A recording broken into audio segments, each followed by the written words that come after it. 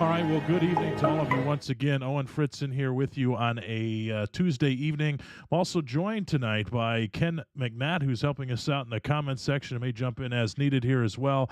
And also joined here by meteorologist Mike Joyce. We are tracking a tornado warning now that is just coming into our coverage area. So portion of Kentucky and getting ready to cross into our coverage area, which is going to be Brown and, Brown County there. I thought it touched Adams. It does not, from what I can tell. Yeah, it does not. But that is a storm that we've been tracking, Mike, for the last several scans. We kept talking to each other saying, hey, what's going on there? And finally, sure enough, they have issued the tornado warning. And, Mike, nice thing is you can see on this very, very clear inflow notch on this particular storm. Yeah, we're talking textbook. There it is right there. We can see where basically what's happening here is the updraft of the storm is so strong that rain can't fall in that spot. And that tells us, as people looking at the radar, that that's where the updraft of the storm, the upward motion, and therefore the tornado would most likely be. And man, that's a hook on there. That tells me, and not even just that, but the velocity scan as well. We're seeing quite a bit of wind from this storm as well, and it's both of those indications that would tell us that this storm is certainly nothing to be messed with. And again, it is in a very tricky area, right around the Ohio River. Let me see if I can't update the radar on my end to get a better look from. Okay, there we go. I have your look there. So right now, the actual potential rotation and tornado is in Kentucky, but don't let the Ohio River fool you. It is not a boundary. It is just a river. These strong thunderstorms. Oh, there we go. That's a new update. That's pretty strong there. This certainly can track right across and over into Brown County there. And it doesn't seem like a whole lot of Brown County is in the warning. So even if you're in Adams County, I would be also watching this very closely just because of the sheer power that I'm seeing in this storm from this radar image that you see on your screen there. So be very careful. That's US 52 there that hugs the river. And then right into Brown County, Ohio, which is our coverage area. And then with the potential of Adams County, not in the warning now, but under the gun here very soon. So we're seeing a lot of classic radar signatures that are concerning us, Owen and Brant, at this time. Yeah, absolutely. And Brant, this is one thing we were kind of talking about. Hey, are we going to finally start to see some development here? But as we look at this, Brant, you can tell, and we're looking at just base velocity right now, you can tell we got some pretty strong rotation just outside of Brooksville, which is in Kentucky. But our towns are, coming into Brown County. We got to really look out for them. Because this is something that even on normalized rotation, it's coming in very, very strong, and just on regular rotation there, Brand, on the velocity scans, it's just becoming way, I don't want to say overcomplicated, but it's becoming way, I don't know the word I'm looking for exactly, but it's the circulation on this is something that is becoming quite impressive here.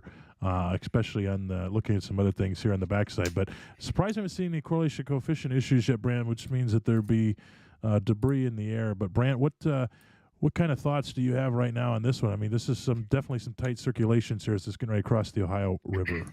Well, I think this is the tightest looking signature that we've seen almost all day. Granted, we had that tornado back in southeastern Indiana just a little while ago that was just outside of our coverage area.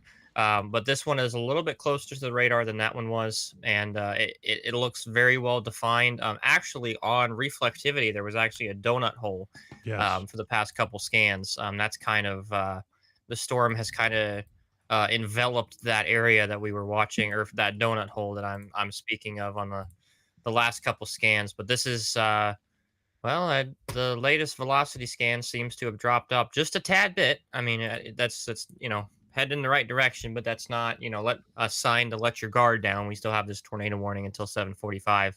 But Owen, a little bit ago, probably 10 minutes ago, this was probably the strongest signature I think that we have seen all day. And as you said, this is getting ready to move into southern parts of Brown County, and then ultimately, if it holds together, parts of Adams County, and then later on down the road, Scioto County. So we still have a long way to go with the severe weather today.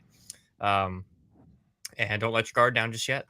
Absolutely, Bran. I could tell. And what you were talking about, that donut hole, I'll zoom in on that here. You could still see that very clearly on radar.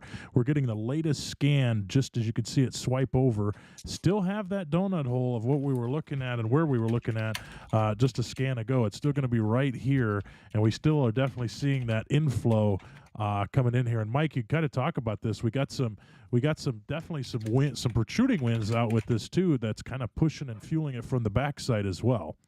Yeah, absolutely, and that is always a concern, especially with the southernmost storm. And since this storm is east of the storm right behind it, that wind flow coming out of the southeast is feeding it. And with these storms, and one of the reasons why today is brings such a dangerous potential for severe weather, is just because of that ability for the atmosphere to feed the storms with the fuel it likes, which is moisture. We have that cold air aloft above our heads, and that warmth at the surface, the moisture and the cold, dry air are just allowing these to fire up. And that storm really doesn't have any obstructions to the access to the fuel that it needs. So that's why we're seeing that type of situation more become a little more powerful than, say, a situation up closer to the Columbus area, where we do actually have a severe thunderstorm warning for portions of Fayette, Madison, southwestern Franklin, and the western portions of Pickaway County, which is actually in the area that I live. So I've been hearing thunder for quite a while. And I've even noticed a little bit of weak, broad rotation on that storm, but nothing like what we're seeing down on that southern storm that's about to cross the Ohio River into the state of Ohio. So that would be Brown County, Ohio, including the town of Ripley, which is right there at the intersection of US 52 and US 68. And it looks like we just got an update on that tornado warning. Let's see if we can... they're still saying radar indicated, I think. Let me double check that. Yeah, I'm trying to see. I don't know if we got a spike here or not, but Oh, interesting. Okay. what do you got, Mike? Tornado watch expansion again. Once again. Yeah. All right. Let me listen. Okay, they moved it east, Muskingum and Perry County. That's the tornado watch, so we'll have to kind of focus on that a little later. But yeah, with the warning would be the more imminent threat right now, the one that we've been tracking down here in southern Ohio, and right across the Ohio River.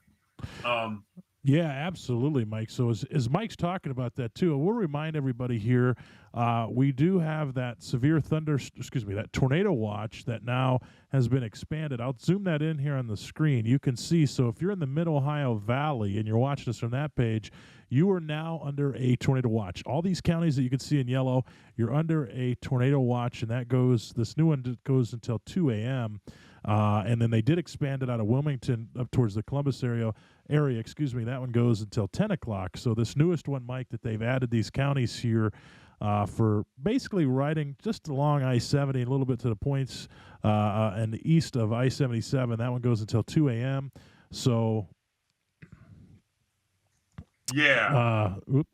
I'm looking at some things here on the other side. That goes until 2 a.m. That bot needs to be turned off. Yeah. So sorry about that. No, there definitely is audio here, but I'll look at that in just a minute. But you can see that the tornado watch has been expanded, and we're continuing to watch, Mike. I don't want to take away from the tornado warning, but let's go ahead and watch and talk about this storm getting ready to come into the Columbus metro area. This one is, we're getting the live scan in here. And you kind of see this has got some good winds with it, Mike. And this is, it does. So strong winds as it's approaching the southern part of Columbus. It does. And these are going to be some pretty heavily populated areas. If I can turn my velocity on as well. And it does have some weak rotation with it that it's been consistently holding on to. This is, and what I mean by that is, and you can kind of see it on your view there, just along the Pickaway and Franklin County line. So that's going to be near Harrisburg, US 62, near Commercial Point in northern Pickaway County. That weak rotation, again, nothing to be immediately concerned about, but it's one of those areas that you have to watch, because if you see that area of consistent weak rotation, that's the area you'd be watching for anything to spin up here really quick. And I think with these northern storms, that's probably the most likely scenario, that we would see a quick spin up rather than a massive supercell. But we do, we have to keep in mind, especially with how dynamic the atmosphere is today, and especially with that one strong tornado warned storm to the south as well. Yeah, Brant, you were talking about something in Fayette County, and maybe Fayetteville. Oh, Fayetteville. Sorry. Yeah, if you look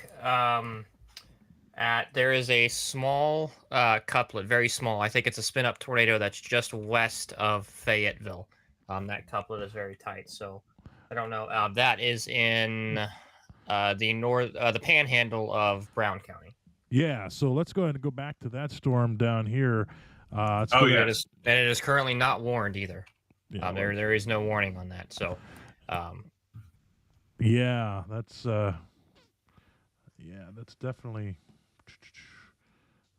Just out of abundance of caution, if you are in northern Brown County, tornado warning. Fayetteville. If you are in Fayetteville, you need to seek shelter immediately. This was a signature that I was kind of watching on the backside here, and I was wondering if they would take it warned or not. But obviously they have. That couplet was very tight a few scans ago. I was looking. Let's look at the correlation coefficient, and there is debris in the air associated with this. So it's safe to say that it is radar indicated right now, but that correlation coefficient, at least for one scan there, was very indicative of something on the ground there to the west of Fayetteville in the panhandle of Brown County. Owen. Yeah, so what Brant was talking about, I'll go ahead and stop this. On a couple of scans ago, we'll zoom in on this just outside of Fayetteville. This is what you would normally call a debris ball tracker, and this is right there at 50, and I don't know the other road there, 68. I think it's still down too. Yeah, this is the debris ball tracker that was a couple scans ago, and as it moves forward, I think it's kind of cycling here just a little bit. So if you're in Fayetteville, you need to be in your tornado safe shelter immediately. Get to the lowest level of your house and put as many walls between you and the outside as possible. Cover your neck and head. That's very important that you do that. So we're starting to see these storms become a little bit more cyclic and start to spin up some of these tornadoes that we were expecting a little bit ago. So right now we got 2 tornado warnings in our coverage area. And the newest tornado warning, again, that you can see there on your screen, this tornado warning goes until 7:45. So make sure that, again, you have a way to receive these warnings. If you don't, if you're out ahead of this, that's important as well. But this tornado warning for north central Brown County and west central Highland County until 7:45. They got this storm cell slowed down a little bit compared to the movement of earlier today on the storms, moving at about 35 miles an hour right now. And they got it clocked at, what do we got here? 7 miles southwest of Blanchester and moving at 261 degrees. So they got it. They got the storm movement going there basically northeast at the moment. So if you're out ahead of this, definitely need to make sure that you are seeking shelter. Let's go ahead and put a track on this storm here right outside of Fayetteville. Go ahead and get you zoomed in here, because this is our latest one of the day.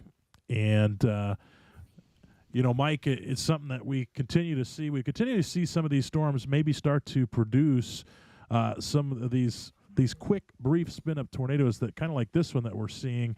And again, with that debris signature, we're not saying it's confirmed, but boy, oh boy, based on what we've seen, Mike, it's very possible that it's down. Yeah, I am wondering if what is happening now that the sun is getting a little lower in the sky.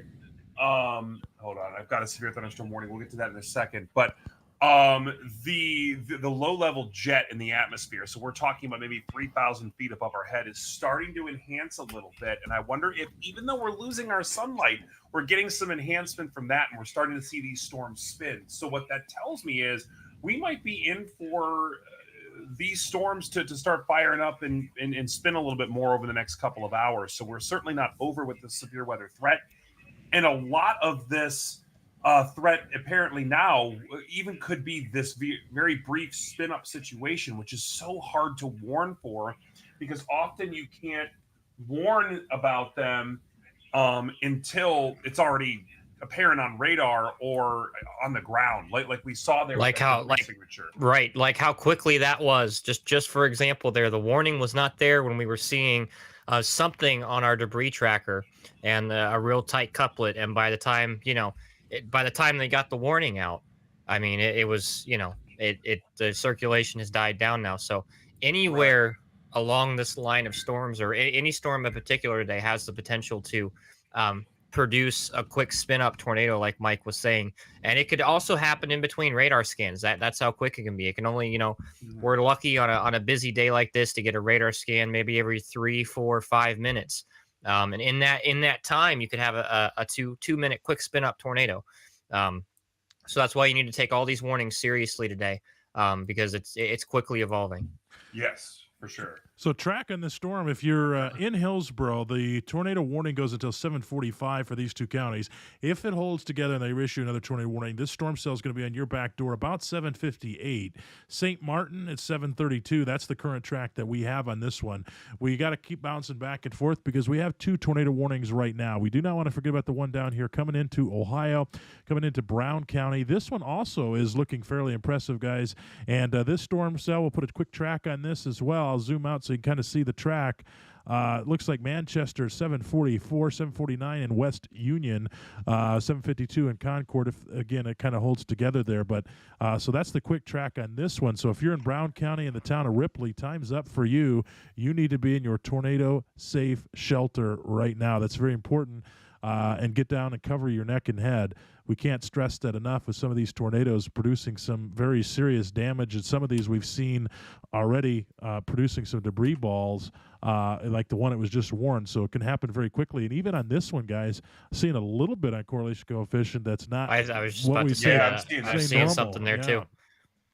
So what we're saying here, this is our debris ball tracker, if you will. So not 100% sure that it's down, but something's not quite right in this area, getting ready to cross the Ohio River into Ohio.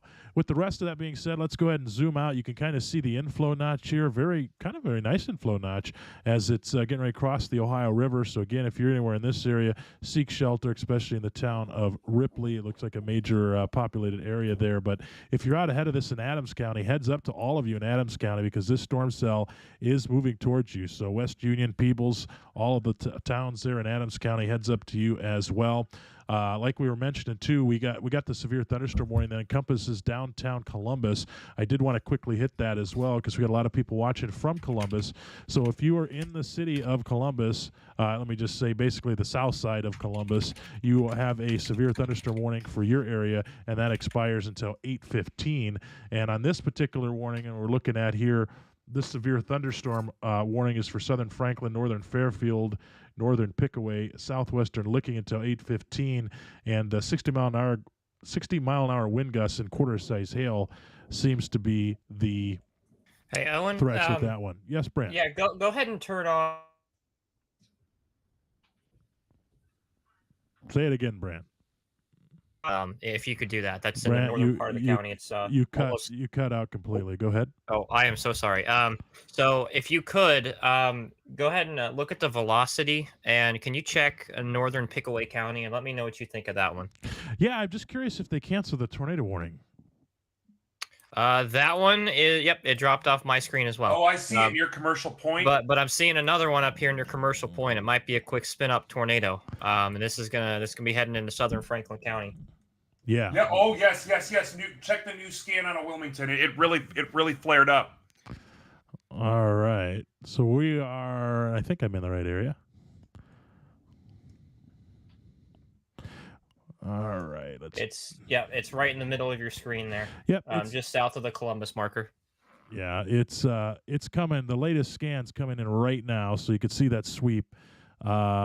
Yeah, I don't know. That's it. I can see what you're saying there, but yeah, we'll have to keep an eye on that one as well. Let's flip over to storm relative velocity. Yeah, I mean, Mike, that's kind of a tough one there in the way that it's rotated, but that's definitely something that we'll be keeping a very, very close eye on. If we flip over here to, let's go ahead and look at CC just for fun. Now back up a scan, yeah, but. Yeah, I see what you were saying there, Brant, and we're keeping an eye on lots of these storms. Let me go ahead and flip that into motion quick. I'm going to check the terminal Doppler out of Columbus as well. Yeah, please do. Please check on that one. So just to reiterate there, too, for everybody that was watching, the tornado warning that was for Fayette, and it was part of Pickaway, right, Brant? Fayette and part of Pickaway, that has been allowed to expire. Oh, so, no, that... the one that was allowed to expire was down in Brown County. Oh, I don't see one on my screen either for the. I don't think there was a tornado warning up there. Are you talking about the severe thunderstorm warning? No. The one that was just issued for the brief spin up. Sorry. Yeah, that's gone. Yeah, that was actually canceled very quickly there. Yeah, that's what I was kind of wondering. So that one's no longer in effect. I might have my counties messed up. Sorry about that. But they canceled that one very quickly. But this one still down by the Ohio River looks very healthy, crossing over into Brown County. This is our only active tornado warning at this moment, and definitely looking pretty decent here. You can see Mike on correlation coefficient and Brant, just as it's crossing over here just to the south of Ripley, still has some very strong rotation with it, and still going strong on this one with a little bit of an inflow notch, and we can kind of see a little bit here of that donut hole. We're right where the rotation would be, right over and crossing right over the Ohio River. So the area that I'm looking at in particular is right here. This would be the area that we're concerned with of rotation that's being picked up pretty strongly on radar. Yeah, for sure. Right there along US 52, Ohio Route 41. The threat is now in Ohio, and I would say if you're in Adams County, the Weather Service has not issued a tornado warning, so you're probably not hearing sirens in Adams County. But if you're listening to us from there, I would treat this as a get to your safe space situation, just because of how healthy this signature is looking on radar here. Also, I do want to mention, there is still a signature on correlation coefficient up into Highland County as well, just south of Lynchburg. We're seeing that in two spots there. So both of these southwestern Ohio communities, I think we still have to kind of look out for both of them. Yeah, absolutely. And while you were talking, Mike, they issued a new severe thunderstorm warning that encompasses now, we could see it on our screen, kind of out an extension for this, for portions of Adams County. And then it dives over into, I think it's Scioto County, dives right into Scioto County as well and hits a little bit of Pike County. I'm not sure if it touched Jackson or not, but let's go ahead and read the text. For Mason County, or that's Kentucky, sorry, let's get into Ohio. Brown County, Adams County, Southern Pike, and Scioto County. That's the new severe thunderstorm warning. It was just issued out ahead of this because you could see this long line of storms, even though there obviously is a tornado warning with this, but this is packing quite a punch of wind along with this, and some larger hail in some spots. So definitely need to be on the lookout for that. Just because there may not be a tornado warning issued out ahead of this, you need to take it seriously because, again, they're saying that this is tagged tornado possible as well.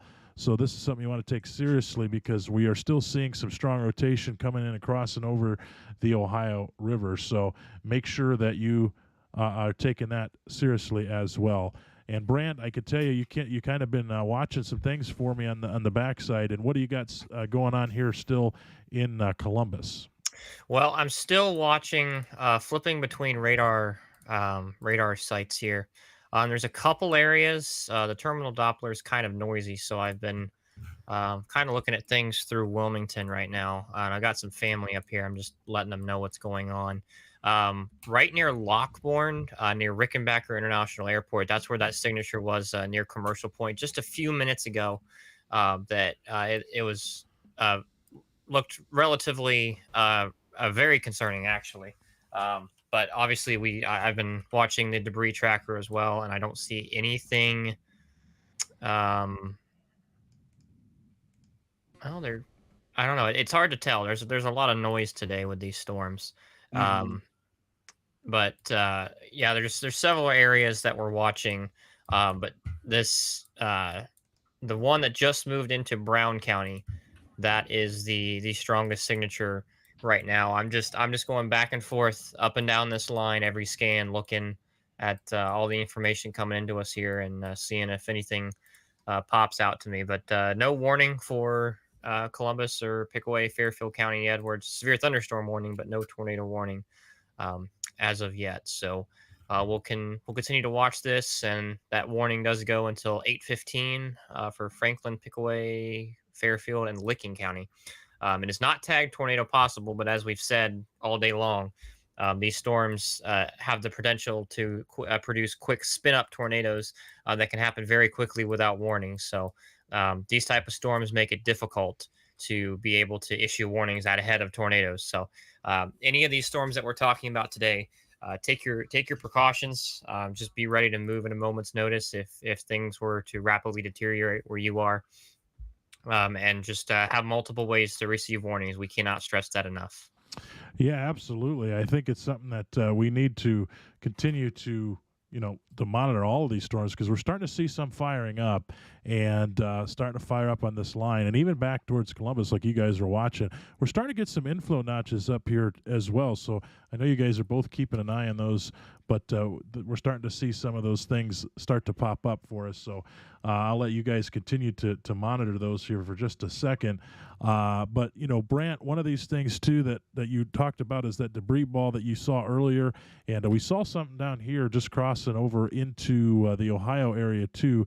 Doesn't look like it's there anymore, but maybe you can quickly explain to everybody what we're looking at on correlation coefficient. Yeah, so actually what you're looking at when we talk about the debris tracker is we look for the blues, the greens, typically you're going to see kind of a tannish, depending on what software you're looking at. You're normally always going to see pink, tan, and brown colors.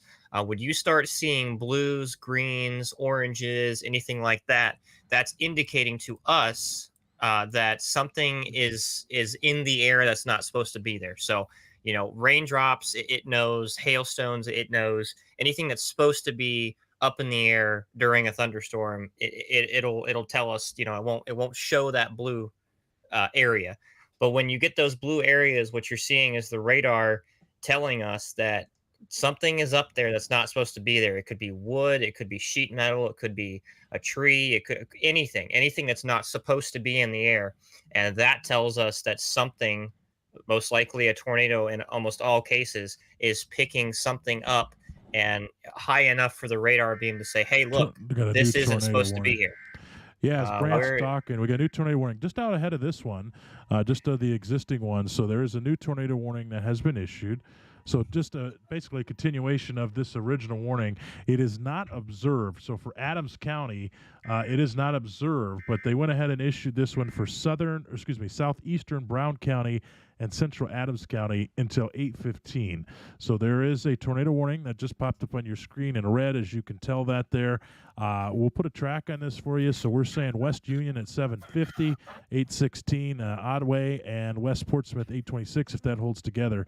But this newest tornado warning right now is until 8:15. So basically, it's the extension or continuation here of this tornado warning for Maysville, or excuse me, outside of the current one here in Brown County.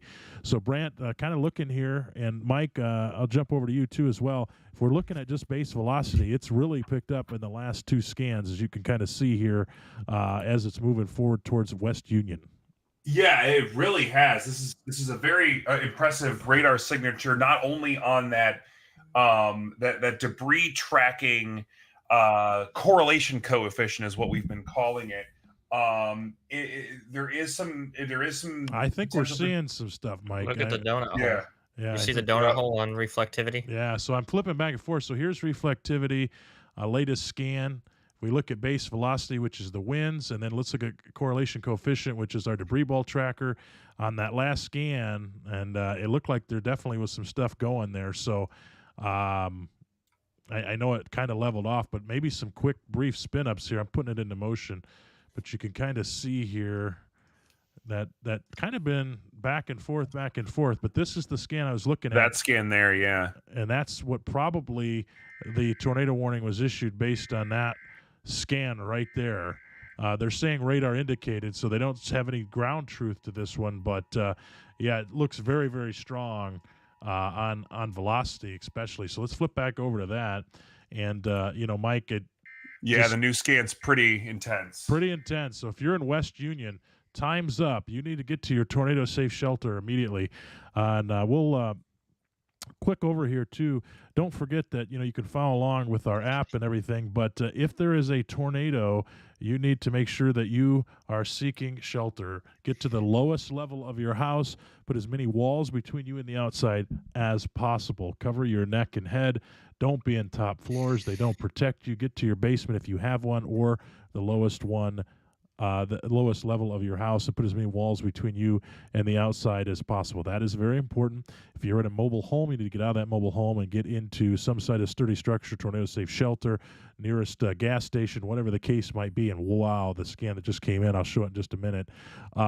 Looking at normalized rotation, it's really, really impressive here. But if you're in Adams County, time's up for you. Get in your tornado-safe shelter. If you're in a mobile home, get out of that. Get into a sturdy structure. If you're driving, make sure that you pull over and make sure you get in a sturdy structure. All else fails, lowest level that you can as far as a low-lying ditch or something of that nature. But biggest thing is get to that lowest level and put as many walls between you and the outside as possible. So with that being said, we'll flip back over to radar and kind of showing you here the latest velocity scan that's coming in. And I'm going to flip over to storm relative velocity, which takes out the motion of the storm, kind of give us a little bit of better picture of where things are at. And so it's coming in for West Union right now. So if you're in West Union, you need to be anywhere in Adams County, really. Even if you're in Peebles, you're close to the warning. You need to make sure that you're seeking shelter. And Mike, I continue to see some I'm trying to look at it here. Kind of seems more like it's cycling just a little bit, but yeah, the rotation is still there, especially, and it's all the way through the atmosphere too. So this is starting to become very strong, and as it's picking up some steam here, rolling through Adams County. Yeah, absolutely. And I don't have a whole lot of clues that I'm looking at to suggest that this storm, you said it was cycling, and basically what that means is the storm, strengthens and weakens as it moves, but I haven't seen a whole lot of evidence that we'll see it a major weakening yet.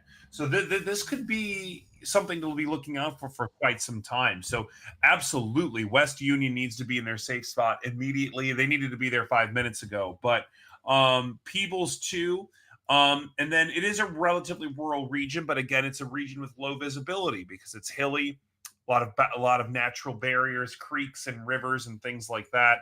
So that won't stop the storm, but it will make spotting it difficult. So please don't be tempted to go out and look for it. This is a low visibility situation. It may even have some rain wrapping going on as well. So this isn't going to be one of those pretty Oklahoma tornadoes that you see with storm chasers. So just keep that in mind. But yeah, serious situation.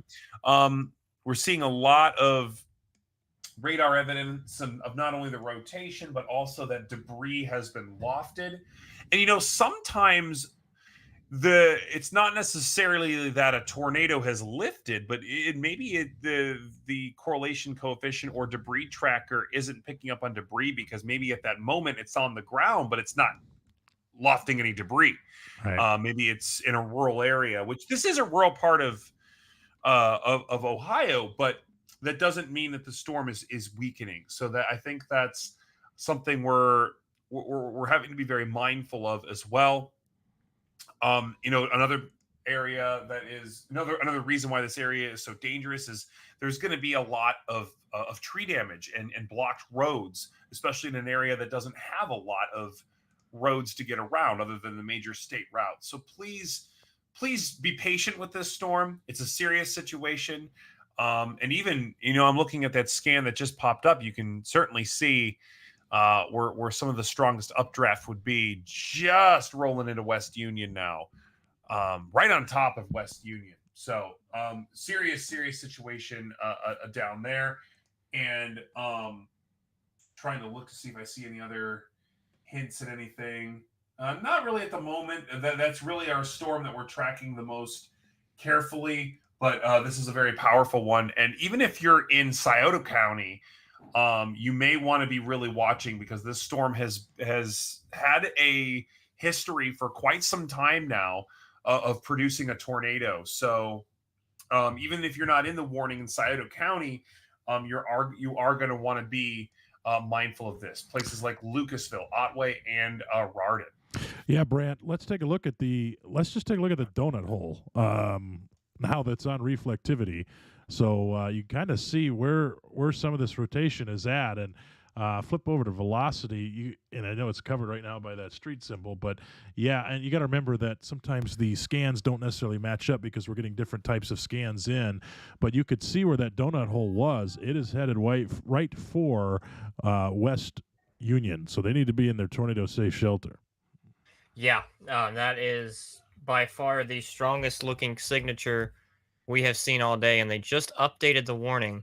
They have kept it radar indicated for the time being, but Owen and Mike, you might be able to touch on this a little bit. But that seems like that latest just south of Panhandle. That is the busiest and noisiest of velocity and the tightest one that we have seen all day. Keeping Yeah, a for close sure. eye on the correlation coefficient, but that last scan that just came in, it's very strong. So if you are in this box, I'm just gonna name out some towns here: Blue Creek, Wamsley, let's see, Duncansville, West Union. It's getting ready. It is on your doorstep. You are almost out of time um, to take your tornado precautions. So West Union, seek shelter immediately. Yeah, absolutely. And Mike, I don't know if you're looking at anything there too, but usually when you see a donut hole like that, maybe you can explain to the viewers on what they're seeing. I mean, that's Right. kind of crazy on that one. Yeah. So basically, the donut hole is an area of a supercell thunderstorm that, surrounding that donut hole is very heavy precipitation. It can be rain, it can be hail, but in the middle there, air moves upward around a tornado. Tornadoes don't really suck up per se, but it is part of an updraft, and they can loft things upward. The tornado more so throws things upward rather than sucks them upwards, if you know what I mean. But what it's also doing is lofting that precipitation that's trying to fall there. The updraft is so strong that gravity doesn't take over. Gravity can't compensate for how strongly the air is moving upward. So that's kind of what a donut hole is. You're seeing very little precipitation in an area that should be seeing it based on what's falling around it. That said, go ahead. Oh no, I just wanted to say I think we're starting to see something on correlation coefficient. It's matching up perfectly. It's matching up perfectly with the velocity right now. So Yeah, we might I be agree. very close to seeing something on the ground here. So if you were, this is the strongest signature of the day by far. If you were in West Union, it is on your doorstep. You needed to be in your safe place right now. Go ahead, Mike. Sorry. No, that I perfectly agree. And that's another. There's a lot of different ways we can use radar, especially in modern times.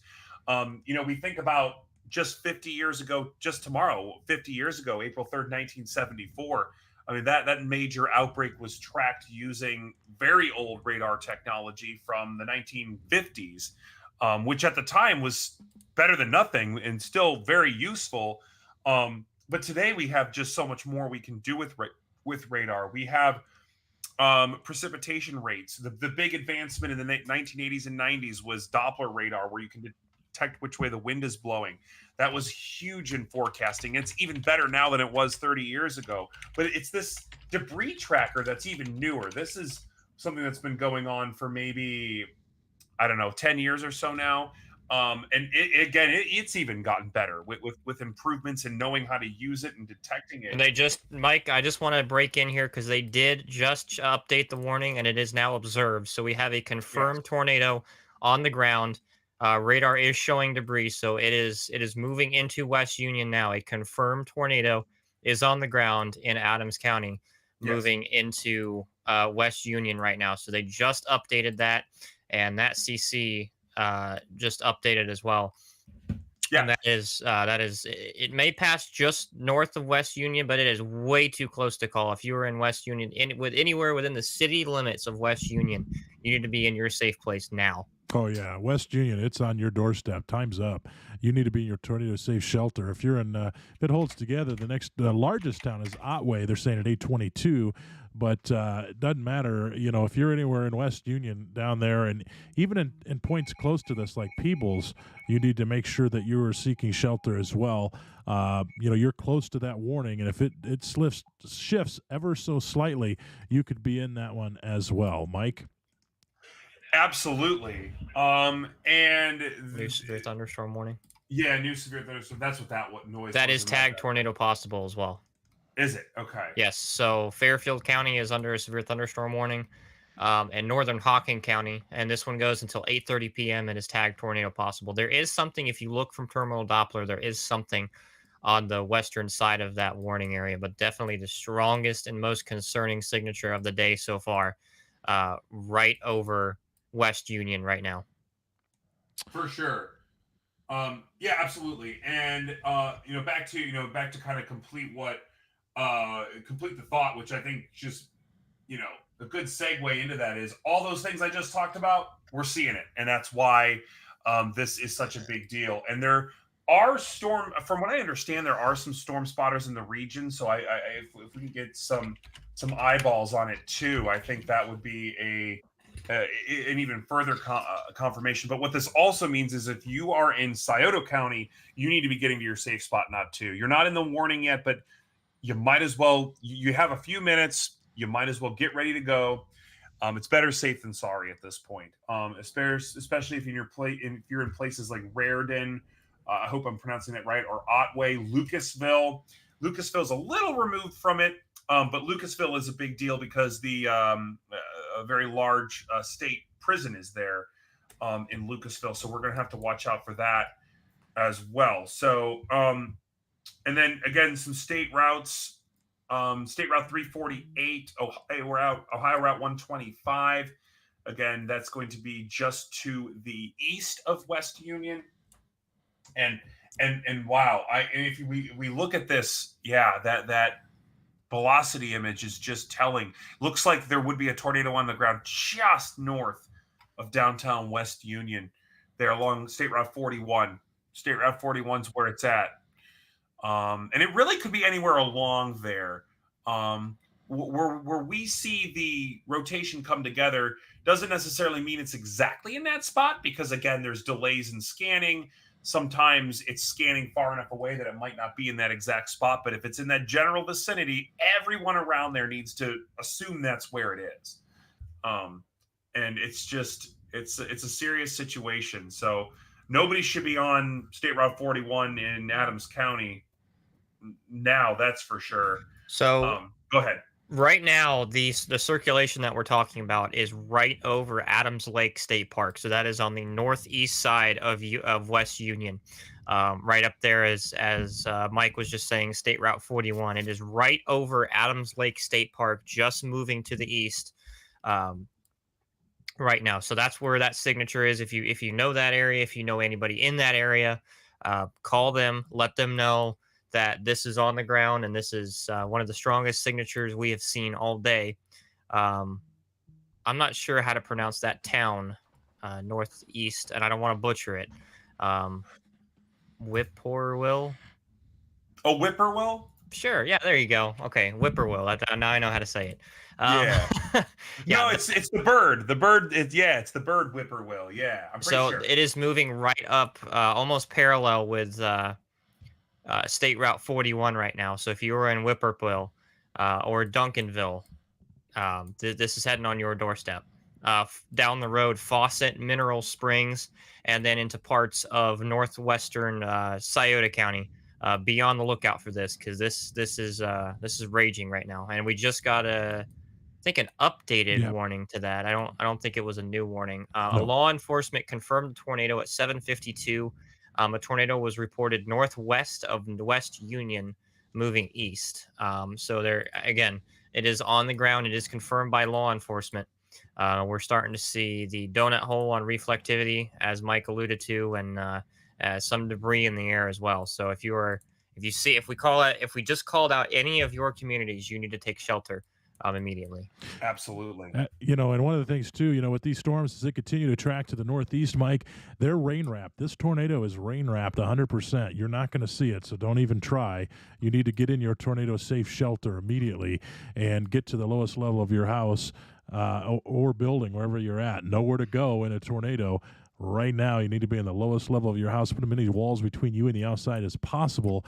Cover your neck and head. Again, if you're in a mobile home, make sure that you get out of that mobile home, get into a storm-safe shelter, get into the nearest sturdy structure, etc., and make sure that you are protecting, again, your neck and head, those crucial parts of your body. Time's up for you. It doesn't matter. Pretty much there, they trimmed back the warning just a little bit here for Adams County. And you can kind of see, even if you're close to the warning, as Mike we got another tornado warning. Right. This is for Fairfield. that's for that area that we were just concerned about. Yeah. And it does include the city communities of Lancaster, Amanda, Sugar Grove, Bremen. If you live in any of those areas, this is for the and this also does include Hocking County as well, I do believe. So southern Fairfield, it includes a very small portion of Hocking County.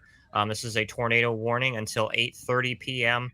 Again, this does include. I've been over in this area a lot. Lancaster is very heavily populated. It's the county seat of Fairfield County, so this does include the city of Lancaster. All right. So for the newest warning, just kind of want to go over a couple of things here quickly, Brant. We'll go ahead and read the text of the warning, and that is tornado warning for southern Fairfield County, north central Hocking till 8:30. And this is a severe thunderstorm, obviously capable of producing a tornado moving east at 30 miles an hour and tornado and quarter-size hail. So this is one of those things where we got a lot of population centers here, Brant. Like you were saying, you got Bremen, Sugar Grove, Lancaster, even in Rushville, you're close enough to it. Portions of it are in the warning area. And again, Amanda. So these are some pretty heavy populated areas. You need to make sure that you are in that tornado safe shelter. Kind of looking at it here, a little bit messy. Let's go ahead and look at storm relative velocity. You can kind of see right where it's the circulation's popped up here. So you need to be, again, seeking shelter if you're in this area. Yeah, and we're kind of far away from a radar. We have a terminal Doppler there. That's relatively close to that, and you can see where that circulation is. State Route 188, just south of there, west of Delmont. That's where that signature is right there. And if this continues on its current track, let me go ahead and loop it here. It's going to be very close to the community of Lancaster, maybe just a bit south of that. So that's where that circulation is, where where we're concerned about, just south of 188 there in eastern Fairfield County. Just got a new severe thunderstorm warning. We'll touch on that real quick. Just purely for southeastern Licking County until 8:30. It is no tornado tagged on that one. But yeah, if you look from the terminal Doppler, you can definitely see it wrapping up. And definitely, if you're in Fairfield or Central Hocking County, take your tornado precautions right now. I'm monitoring both these storms now. Yeah, absolutely. We're getting a bunch of severe thunderstorm warnings come in, but we'll get to those in a little bit. We are working on the critical portions of this. We have tornado warnings right now. So again, Lancaster, this one's saying, right now they got this hitting at 8:13. I'm going to say it's probably going to be a lot quicker than that, so don't wait on that. Let me tell you, Bremen about 8:30. Because this is actually picking up a little bit of steam here on the latest scan. We're picking up some speed, so it doesn't matter. Time's up for you if you're in this area. Lancaster, you need to be in your tornado-safe shelter, and Bremen. So we have a tornado warning. Again, that has been issued here until 8:30. So it goes until 8:30, and we do need to jump back down. We don't want to forget about our friends down in Adams County. We do have a confirmed tornado down here in Adams County, so I'm going to be playing radar hopscotch for just a minute, so bear with me. And we're going to jump down to the Wilmington radar and take a look here as the scan comes in. You can see we do have a confirmed tornado warning for a portion of Adams County. So you need to make sure again here that you're seeking shelter if you're in this area as well. So it's taking just a second for the radar to pop back. Let me see if I can flip here quick. I got the terminal just on the outside of that. Whose weather radio is going absolutely ballistic? Mine. Oh, wow. Yeah, that's all those severe thunderstorm warnings firing off here. All right, that's a true meteorologist. So if you're just joining us, meteorologist Mike Joyce, along with Brant Warren, I'm Owen Fritz. We're covering live tornado coverage now here for portions of Ohio. We're starting off down here in the southern part by Ohio River. We have 2 tornado warnings going on. I'll zoom out and kind of show you what's going on. We have one just to the southeast of Columbus, and we also have a confirmed tornado that has been spotted by law enforcement down here in Adams County. So this is the one that we're going to zoom in on and spend just a little bit more time on this one as well. So let's go ahead and flip over to base velocity. You can still see where that signature is at. It's just kind of going to be the northeast of West Union and south of Peebles. So we need to make sure, again, even if you're in Peebles, I would be in my tornado safe shelter because it is just one of those storms that even if it shifts just to the north a little bit, portions of Peebles County, portions of Peebles in the proper in the address area, you could be under that warning. So again. It looks like it's kind of in its cycling stage, but nevertheless, we did see a debris ball with this one a little bit ago, and you can see right where that rotation is right here in the middle of your screen. That's where the current rotation is right now, and I'll zoom in even further. We'll give you, so it's just on the east side of State Route 41, north of 125, and just to the west of 348 and 781. So if you're in that area, need to seek shelter. Even if you're out of this, like Mike was saying, down in Scioto County, if you're in Raritan, and Otway, heads up. This is your heads up to make sure that you are ready to get into your tornado safe shelter if a warning is issued for you. Not to mention we have a plethora of severe thunderstorm warnings that has been issued for the area as well, which we'll get into. We do have a little bit of some rotation, guys, that I want to keep track just south of Newark. If you guys want to check into that one for me as well, just south of Newark, north of 70, right near the terminal Doppler. Yes, that's very close to the terminal Doppler, and I was just pointing that out in chat. It is right on the leading edge of that line that is moving through northern Perry County and southern Licking County, getting ready to move into Muskingum County. So we're watching that area as well. No formal warning on that. The severe thunderstorm warning that does include Coshocton and Muskingum, that does have a tornado possible tag with it. But we are watching, and I am watching that very, very closely there. Yeah, absolutely. You can see right now it's got what we call a tornado vortex signature on it, TVS signature. So we're keeping a very close eye on this one right up here just south of Newark. That does not have a tornado warning at this point, but you need to make sure that you're ready to spring into action if it goes into a tornado warning. We do, however, have a tornado warning that we're looking at here for Fairfield County. It is warned now. Okay, as we speak of the devil. So we now have 3 tornado warnings. It is actually out ahead of it. This does include Zanesville. So this is going to be There it for goes. central Muskingum County until 8:45 p.m. So Muskingum County, 8:45 p.m. tornado warning. This does include Zanesville, Hopewell, Licking View, Bridgeville, and this is a little bit out ahead of this, moving into Muskingum County, but it's for that signature. I think we may have just got another one on here for. You got 2 tornado warnings. Yep. Yeah, So it's Licking County. So it's the borderline. same storm. It's Yeah. just Offices. Yep. It's just different offices issuing warnings at the same time. So you see, just saw that pop up onto your screen there for the circulation we were just watching.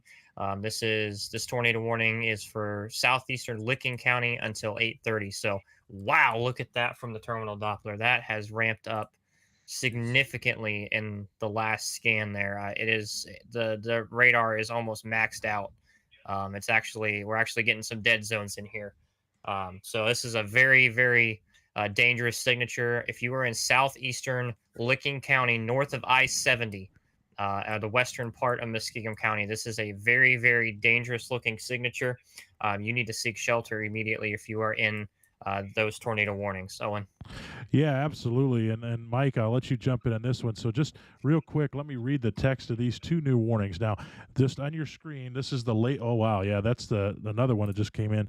The latest circulations here. We got 3 tornado warnings right now. They're scrolling at the bottom of your screen, along with some flash flood warnings as well. But so keep in mind, we're trying to keep up with all these at one time. But this one is the strongest rotation signature that we're seeing by far at the moment.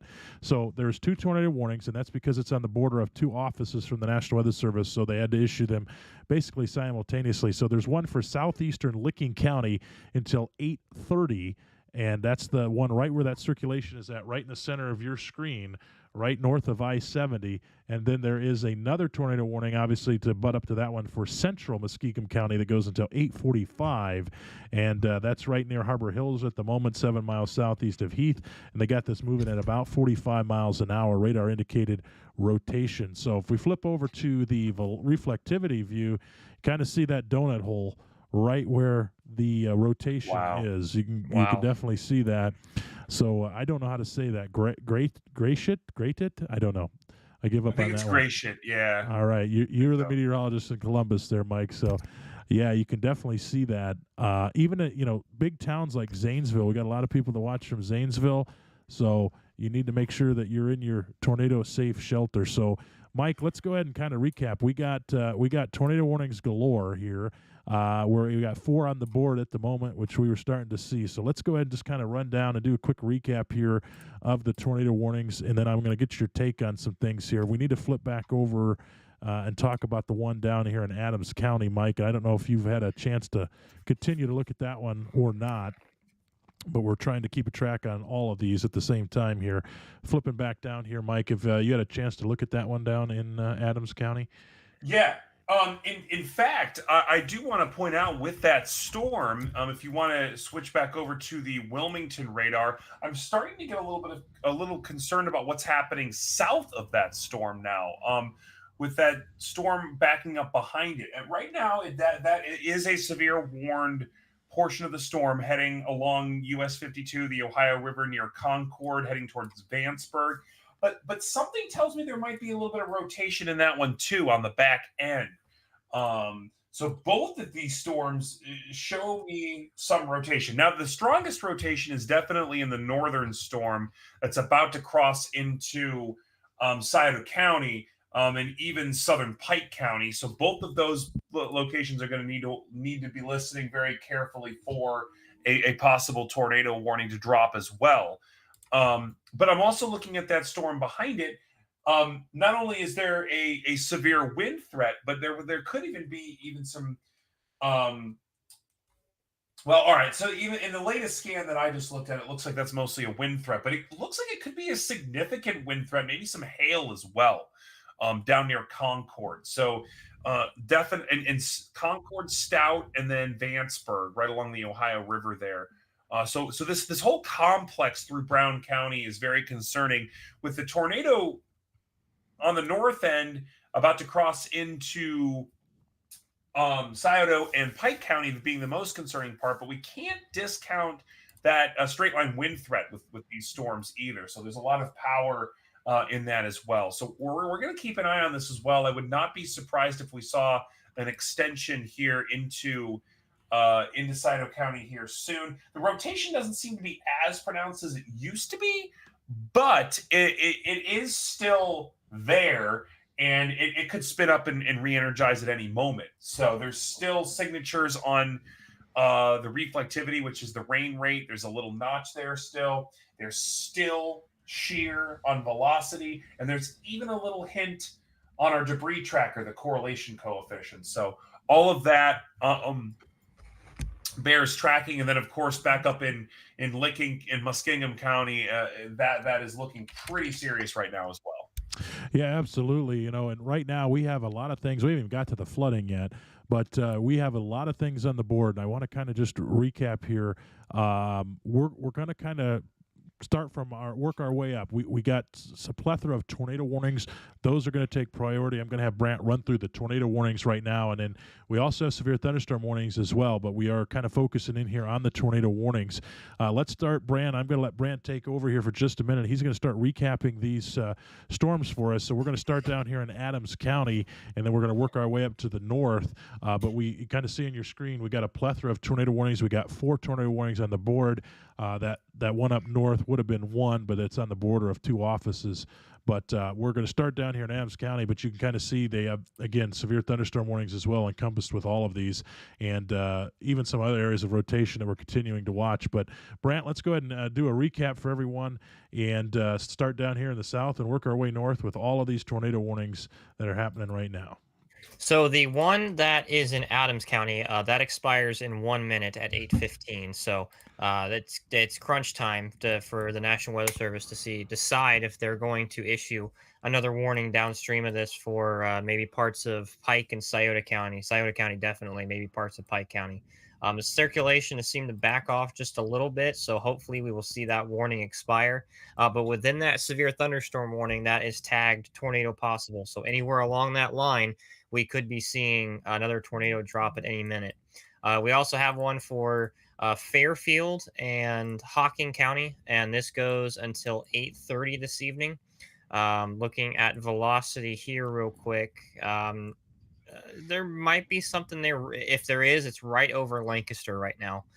So if you're in southern Fairfield County anywhere, seek shelter from this storm. Lancaster, Bremen, Sugar Grove, North Burn, Colfax, Pine Lake Estates. If I named out any of those areas, seek shelter immediately. But and I want to jump back up to this one that is entering Muskingum County. This is one of the strongest signatures that we have seen all day, and I think that since we've seen for quite a while. Let me go ahead and the inflow there. This storm has really good inflow right on the leading edge of that storm. You can almost see at times this the radar site has been maxed out in terms of wind.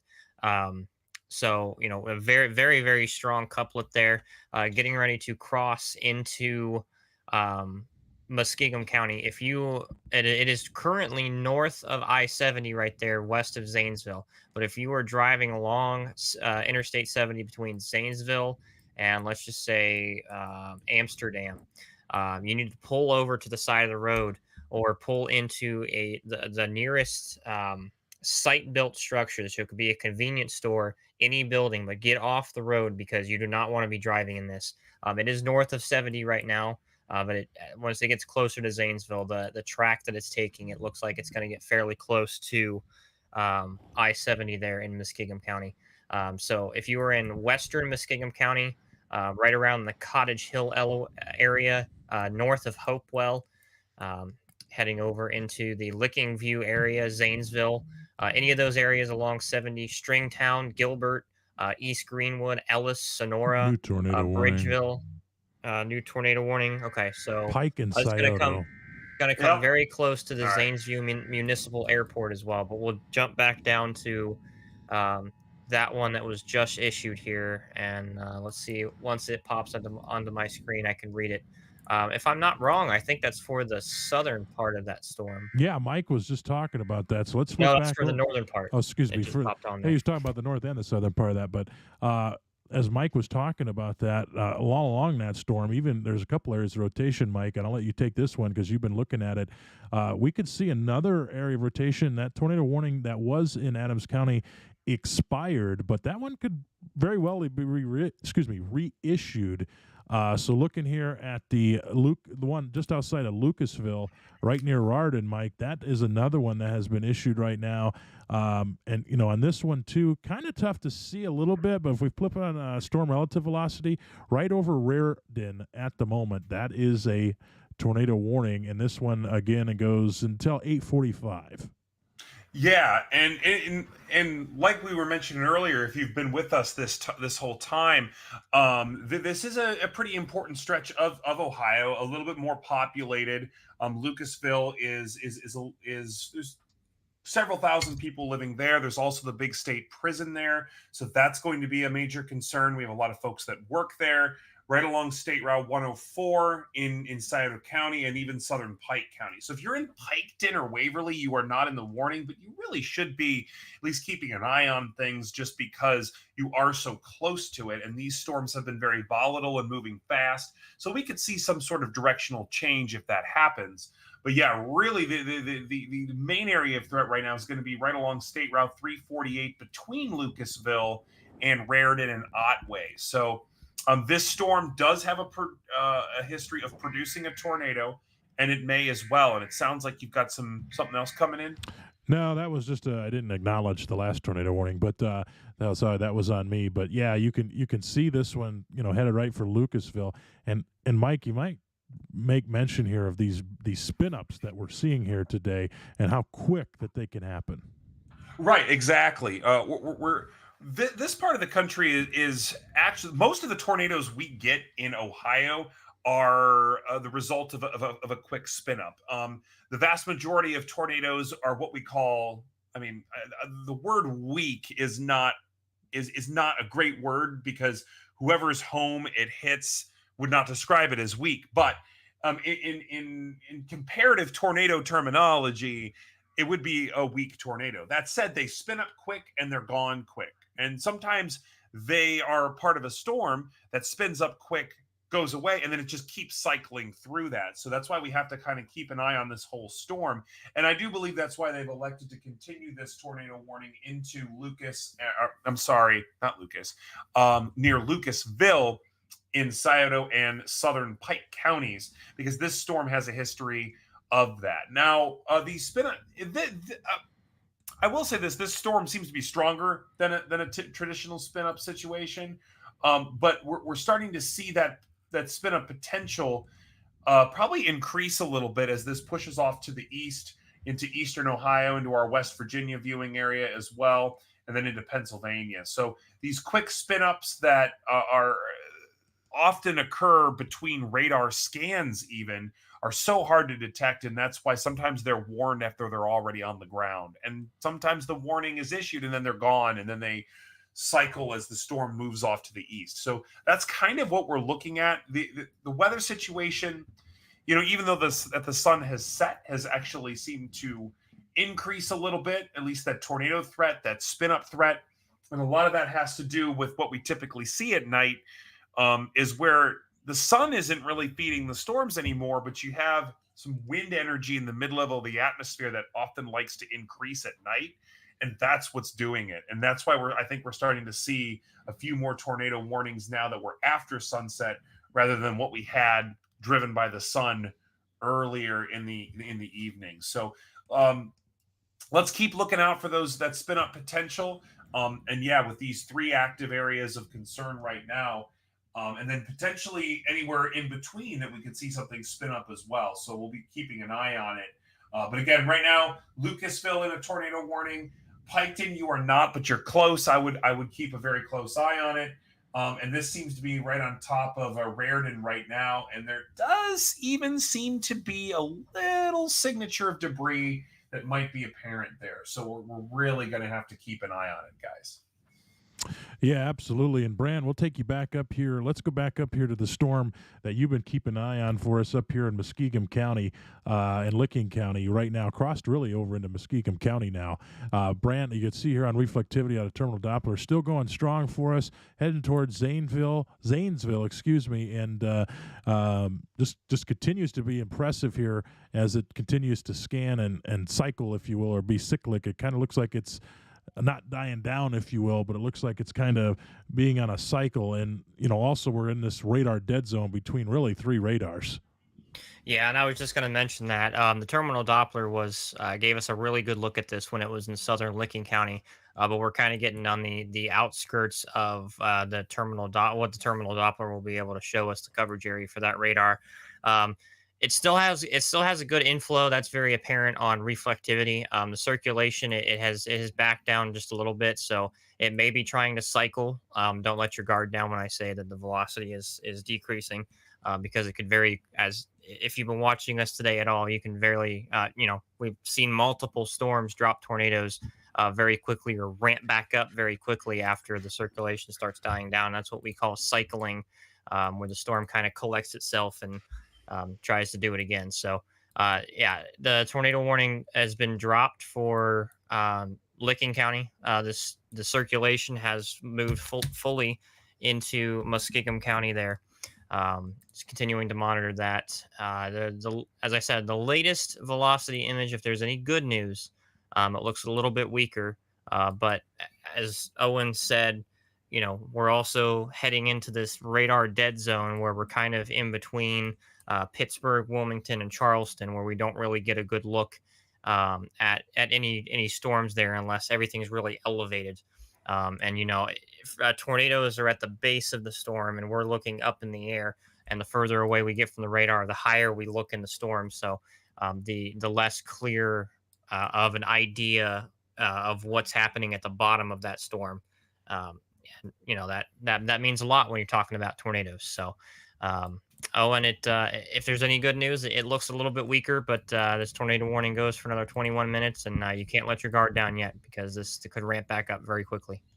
Absolutely. And so what we got going on here, we got three tornado warnings that are now active. I know you see four, but the one has dropped off. I just don't have it expiring. But you have three tornado warnings that are actually happening. We did have down here, so if we go just south into Fairfield County, this tornado warning, we haven't talked about this one for a while.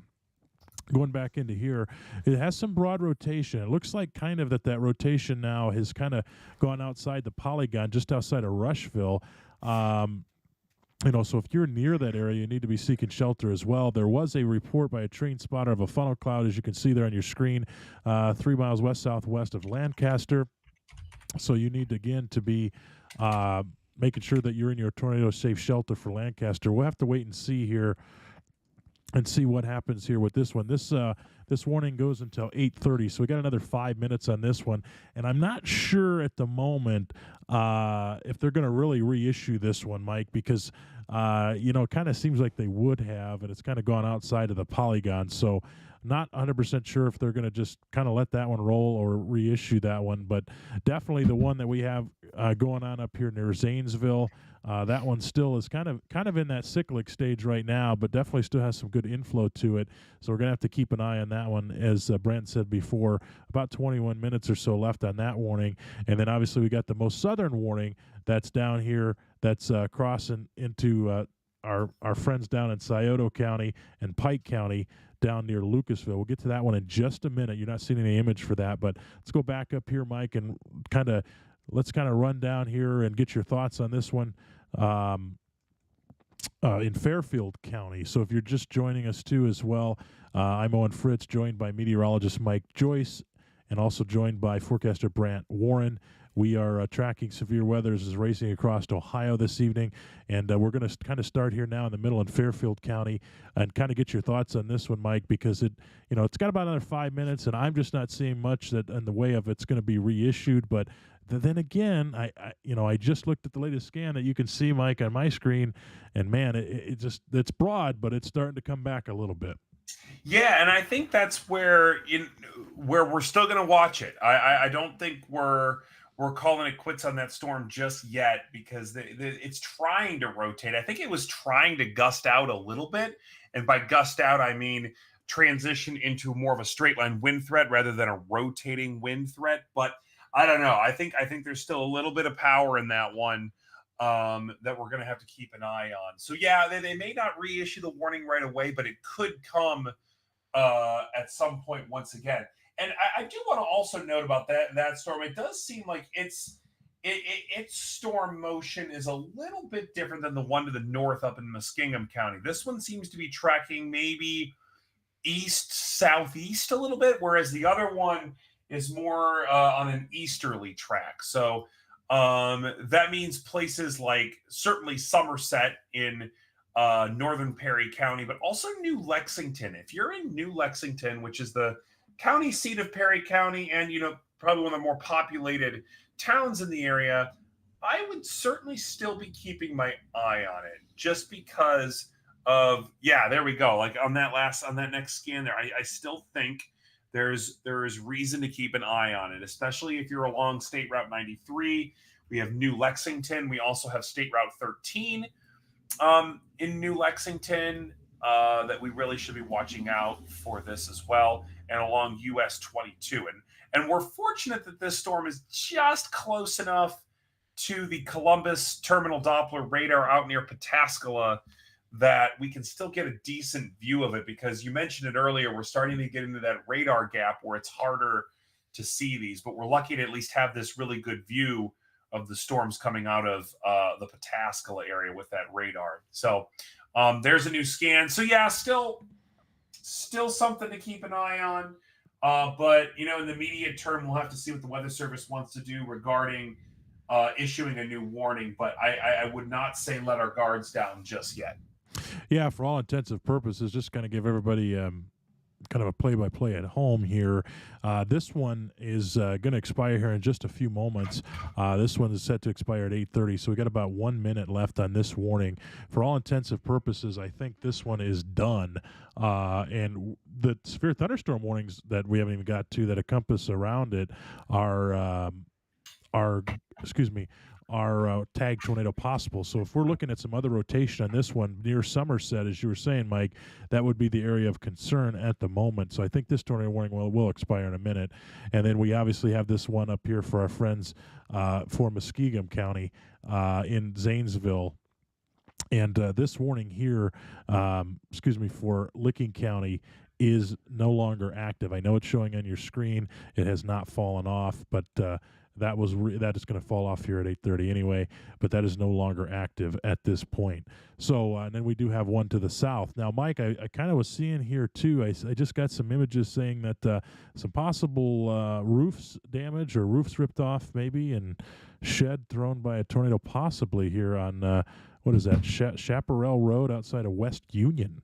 So earlier when we were on that storm, I was just looking there. That was just sent to me by Ken McNabb by a viewer there that he follows. So it looks like we could be seeing that as well. And Mike, I keep going back here. I know we got this tornado warning, and by the way, real quick, that those other warnings have fallen off. So we have 2 tornado warnings now, one for Muskingum County and one for our friends down in Scioto and Pike County that we'll get to in just a minute. But, Mike, I keep going back to this severe thunderstorm warning right now, tagged tornado possible.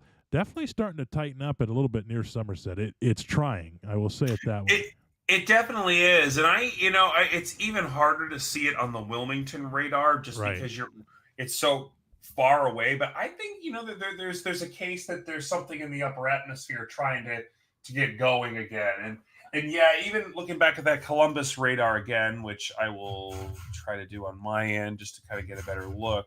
I think tornado possible for sure. If it does tighten up, I do think we would see another tornado warning issued. But if you're I would just go ahead and say if you're in Somerset or near Somerset along US 22 or State Route 669, treat this as a tornado situation. You are under a severe thunderstorm warning, which is a serious situation to begin with. So I would treat this as a tornado warning and being in your safe spot just in case there is something on the ground or potentially on the ground that we can't see on radar. Because again, we're getting into that radar Dead zone. Again, another hilly spot of Ohio. It is hard to see, and it looks like I'm getting a new Another tornado warning in. Yeah. It is now for Perry County. There it is. All right. So we are rocking and rolling here now with 3 tornado warnings on the board. So Perry County, like we were just talking about, and I need to flip back to radars because we're going to go talk about the one down in Scioto and Pike County. I don't want to forget that one, but this is the newest one issued here.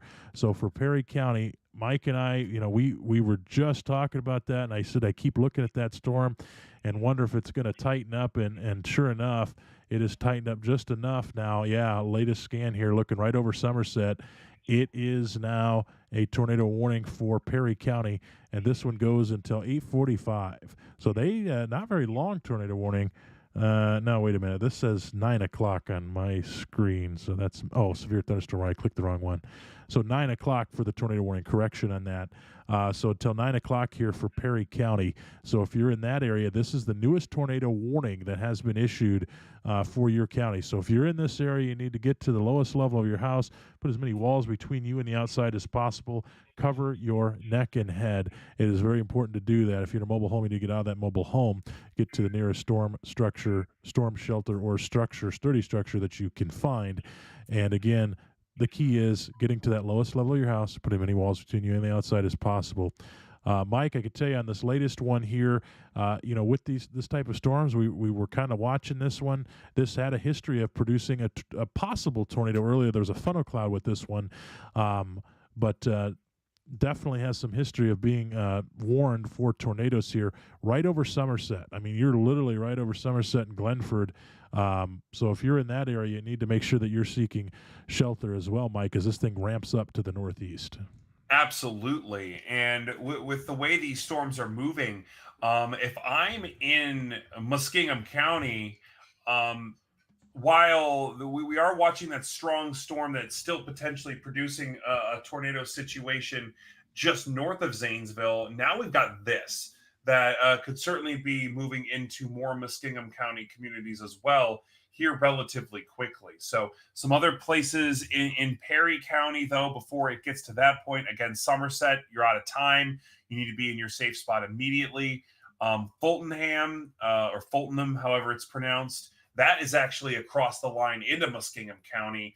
Roseville, Crooksville, and New Lexington, I not in it, but it wouldn't hurt to be better safe than sorry and at least be ready to head to your safe spot as much as possible, just because, again, with this situation, we could see things spin up at any point. So I would say anywhere north of and in New Lexington, this is a good time to be in a safe spot.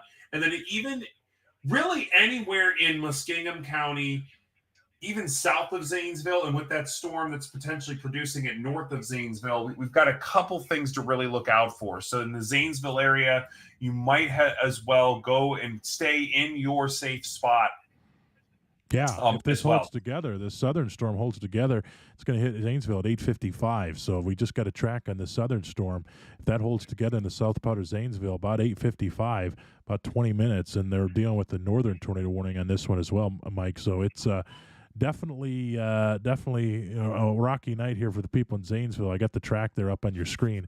We need to flip over and we need to discuss about the tornado warning that was down here in Adams County. It has been allowed to expire. I just wanted to kind of cover that too. I know we've been kind of focusing in on where we see in the most intense portion of rotation, but if you're in Scioto County, don't let your guard down, because I am going to venture to say there's another tornado warning coming for you in the southern part of Scioto County, Mike. As I zoom in here, you could see another area of circulation just coming to the the west of Portsmouth. It's starting to tighten up again. This is a different part of that storm, and that's the one you were talking about earlier. That is just crossed over the Ohio River, just over Concord, now making its way into Scioto County. This one's tagged tornado possible for this severe thunderstorm warning that you see, but don't be surprised, Mike. I wouldn't be surprised if there's not another tornado warning being issued here very shortly, again, for portions of Scioto County. And we do have some reports coming in here of by West Union of some really strong damage reports coming in with some potential roofs maybe being damaged or blown off. We're waiting and trying to get some confirmation with that, but we're potentially seeing some of that as well. But Mike, this one's starting to tighten up just a little bit. The warning has been allowed to expire for the tornado warning, but don't be surprised, Mike, if we don't see another tornado warning here as well. No, absolutely. I see it right on the Wilmington radar. And I would say at this point, treat it as a tornado warning. I think the Weather Service will issue that, just like you said. Again, that is the key with severe thunderstorm warnings. They're there for a reason. They're there to indicate that a storm can still be life threatening, but it's just that the threat at the time isn't deemed a tornado. But they also can mean that tornadoes are possible. So you kind of want to think all severe hazards with a severe thunderstorm warning. That includes wind greater than 58 miles per hour. That's think about sticking your hand out the window when you're driving on the highway. I wouldn't do it. It's not safe, but that's exactly the point. That means the storm isn't safe. So that's kind of what the severe thunderstorm warning means. Now, we get those a lot more frequently than tornado warnings, and often there's probably this false sense of security when the storms don't verify exactly where you live, but that just means that potential is there. Just think about today's tornado risk. It was deemed a 15% tornado risk. That seems like a low number, but it's not when nearly every day of your life is a 0% tornado risk. So 15% is actually a lot compared to 0%. So that's what we've got going on with these severe thunderstorm warnings. Treat them as a life-threatening situation. Again, if you're in Scioto County, places New tornado like warning for Scioto County. There it is. There it is. So new tornado warning now for Scioto County. So there we go. So we got now 3 tornado warnings. Mike and I just flipped back up to the northern storm, and here we go with this one down here in Scioto County. So let's flip back to that one, and then we'll go back up to our northern storms here. But there is a new tornado warning. We're going to kind of stay with the most current ones due to the fact that we do have a Coshocton. We also have another tornado warning for Coshocton, Guernsey, Muskingum, and Tuscarawas counties. Okay. So we're having a plethora of tornado warnings here with this one. So let's go ahead and we got to get to this one too, Mike. Kind of debating which one to go to. I'm going to go up here and talk to this one real quick on the northern side. So this one up here, just outside of Zanesville, I'm going to come back to this one.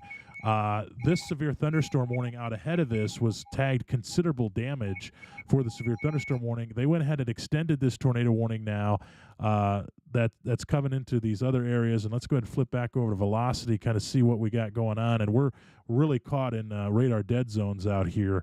But we do have this newest tornado warning. We're going to get back to this. So the newest one in is for northwestern Guernsey County, southeastern Coshocton, northeastern Muskingum, southern Tuscarawas until 9:30. So that's the latest one that's been issued. They're saying that this thunderstorm is capable of producing a tornado located near North Zanesville or near Adamsville, moving east at 45 miles an hour. Again, radar indicated rotation with this one. So make sure, again, you are taking cover, getting into the lowest level of your house, basement, whatever you have. Take shelter under a structure, whatever the case might be. So I'm going to flip back over to reflectivity and kind of show you this. They're giving you plenty of lead time on this one, Mike, to get to shelter. So Cambridge and some of these major populated areas, they're giving you a lot of lead time here to get into your tornado safe shelter. Exactly. And that is the nice thing about all this technology that we've talked about today is this lead time. With these stronger storms, it's often easier to give longer lead time than it is with the spin-ups. The spin-ups happen so quickly, and while they aren't typically as strong, they can still do a lot of damage very quickly, and they can also be just so quick that we don't have the ability to give as much lead time. And that goes true for our partners at the National Weather Service as well, that are working hard to issue these tornado warnings that have been hopefully very helpful in keeping people safe this evening. But yeah, that storm north of Zanesville near Adamsville, along State Route 93, State Route 209, and then heading into central Guernsey County with the city of Cambridge there. It's a major crossroads. Cambridge is a heavily populated area. I-70 and I-77 come together there. So it's a lot of people. Hopefully, folks that are out on the road know to pull over and find a safe spot to wait the storm out. It's dark. It's hard to see these. It's likely wrapped in rain. This is a seriously dangerous situation, and hopefully, folks are able to pull over and get off of either I-70 or I-77 there, with 77 running north and south and 70 running east and west. So, yeah, and it's going to be tough to track too, because it's heading towards Pittsburgh, but it's still far enough away from the Pittsburgh radar that we're still not getting the best view of it. We're certainly too far from Wilmington at that point to get a view off of the Wilmington radar, but the Pittsburgh radar kind of gives us at least a little image in the upper atmosphere, and it's still barely within range of the Columbus Airport terminal radar as well. Do you want to head down to Scioto County again? Yes, absolutely. We can take a look at that storm as well. And again, it's tough in these situations where we try to bounce around to as many storms as we can. But when you have multiple tornado warnings ongoing, we can only focus on one at a time. So we're trying our best here. But yeah, you can definitely see the area of rotation right there. Still pretty pronounced. This one right between Lucasville and Portsmouth. So again, Lucasville under the gun from yet another storm that is tornado warned. And then, of course, just north of Portsmouth and just north of the Ohio River. So this looks like it's going to stay in Ohio as it moves through Scioto County in that narrow area there. Another town that could be under the gun is Rosemount, State Route 139, State Route 335. If any of those sound familiar to you, you should be in your safe spot immediately. And Owen, I'm almost seeing another area of strong rotation from that previous storm that's looking to maybe redevelop to the north into Jackson County and then maybe creeping into Vinton County here in a little bit. It's near the town of Beaver that I think we're going to have to look out for as well. Yeah, we're we're kind of playing, we're kind of all over here with some of these storms, but yeah, the Jackson County storm right near Beaver, you can see it right on the screen there. That is also an impressive circulation. That's kind of what we're seeing, these multitude of tornadoes possible today. We're starting to see them fire up, and they're being quick. This one down here, for all intents and purposes, in Scioto County is kind of we're not giving it the all clear by any stretch, but it has weakened considerably, and now it looks like the circulation there for Jackson County is starting to uptick. And I'm going to tell you right now, Mike, based on what that latest scan right there, that one probably will be going tornado warned here very shortly, if not instantaneously here. So if you're, for all intents and purposes on this one as well, you're under a severe thunderstorm warning for portions of Jackson County. Get in your tornado safe shelter.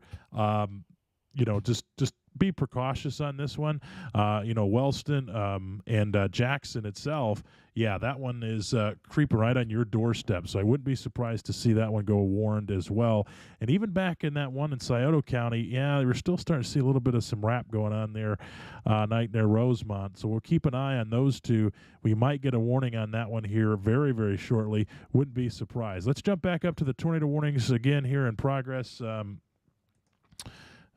For Perry County, let me go ahead and flip back up here to Columbus, and I'm going to see if the terminal will catch it. Let's see here. Yeah, I'm going to have to flip, but the main circulation still I can catch on terminal, but this one here, right near Adamsville, and I'm going to have to flip, and this is always where Mike and we always kind of get to figure out which radar we want to use, and it's just outside of the range of Pittsburgh's terminal. But let's go ahead and look at PBC here. Let's go ahead and jump into PBC. That circulation, kind of some broad circulation here on this one, Mike. But this tornado warning that you're seeing up here for our friends, excuse me, in now, let me get this straight. I'll get my mind straight here. Guernsey County, Muskingum County, and portions of Coshocton County, just a little bit there.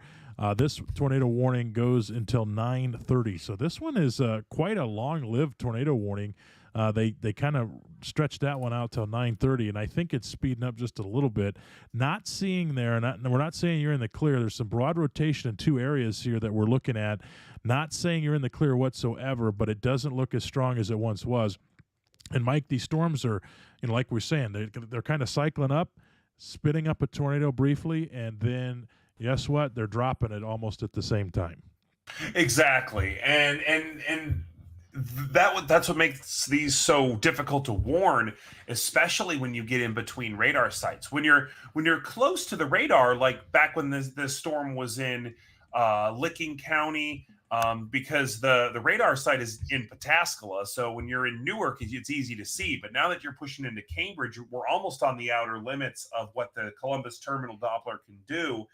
So then now we're going to have to rely on the Weather Service radar out of Pittsburgh, which isn't very close either. So these spin-up tornadoes, not only are they quick and can happen between radar scans, but they also the radar is almost scanning too high in the atmosphere to even catch them at all. So, and then when we rely on visuals from chasers, it's even harder because now it's nighttime. And, yes, there's lightning. Lightning can light up the storms, but it's much more dangerous to spot storms at night when you don't have a constant, reliable light source like the sun. So really, these nighttime tornadoes are such a dangerous situation, and it seems like Ohio has no shortage of that. We think back to some major tornado events that have occurred at night. We've got a lot working against us when it comes to predicting these. The good news is, though, those spin-up tornadoes are often not as strong, so they're not going to affect as many people. But the issue is, if you're the person it affects, you kind of don't care. You got hit by a tornado, and that's devastating. So that's why we care to keep doing this, is because it may not be affecting a large amount of people, but that doesn't matter. It affects someone. It ruins someone's day or life or livelihood, I would say. That's why it's so important to kind of keep on these circulations as we work through the night here. So, but anyway, back to the Muskingum, Guernsey County situation, even Coshocton County. Kind of looks like it's straddling the point where the three counties come together.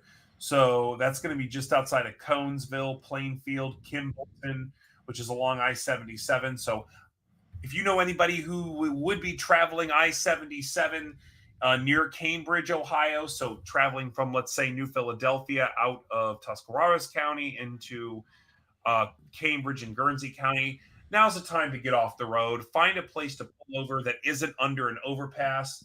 Overpasses often provide a very false sense of security. It seems like, oh, well, I've got coverage above my head. Well, think about a wind tunnel that can actually increase the speed of the wind. Think about a garden hose. When the garden hose is just left to run with no attachment on it, the water runs at a reasonable speed. But then when you put your thumb on it to make it squirt farther, the reason why it squirts farther is because the water speeds up because you're forcing it to come out at the same rate but through a smaller hole. That's kind of what happens with an overpass. So not a good situation to be in. That's why we try to really convince people not to shelter under them because of the way they increase wind. And I know I've been going on a long rant here, but I do want to also point out that it appears that a signature, the velocity signature there, at least coming off of what we can still do with the Columbus radar, does not appear to be weakening entirely. I'm still seeing some concerning areas just outside of Adamsville, just north of New Concord, north of I-70. So it is entirely possible that those traveling along I-70 east may off to the right be seeing some sort of storm-based circulation, potentially a tornado, if it isn't wrapped in rain, which it very well could be. So hopefully people are heeding warnings and sheltering in the right spot during these very, very strong and dangerous thunderstorm events. And again, we have that tornado warning, and The other one still is expired. So down there, well, no, it's not. Yeah, it is. It just expired. So the other one down there for the Portsmouth area is expired. okay. Yeah, it seems like there's still some rotation, but it's gotten to be broad enough that it's not as concerning for a tornado warning at the time. But then again, it could be cycling. We could see that rotation tighten up again as well. But I'm still concerned about northern Jackson and southern Right. Vinton County. I think those areas, that area of rotation, still is still worth watching to see if we get any tightening on that circulation, and if we do, we'll probably see Jackson and County go under a tornado warning as well. Yeah, I know, Mike. So let's take a look at this. And I don't know if you have access to look at my screen, but if you look at this, the latest scan, it's weakened up quite a bit. But if we back up the scans here, um, if it lets me, let me just hold it down. If I back up the scans here, as that's approaching Jackson County, as I slow this down, look at that couplet that happens, and boom, right there. I wouldn't be surprised. I look at a correlation coefficient too.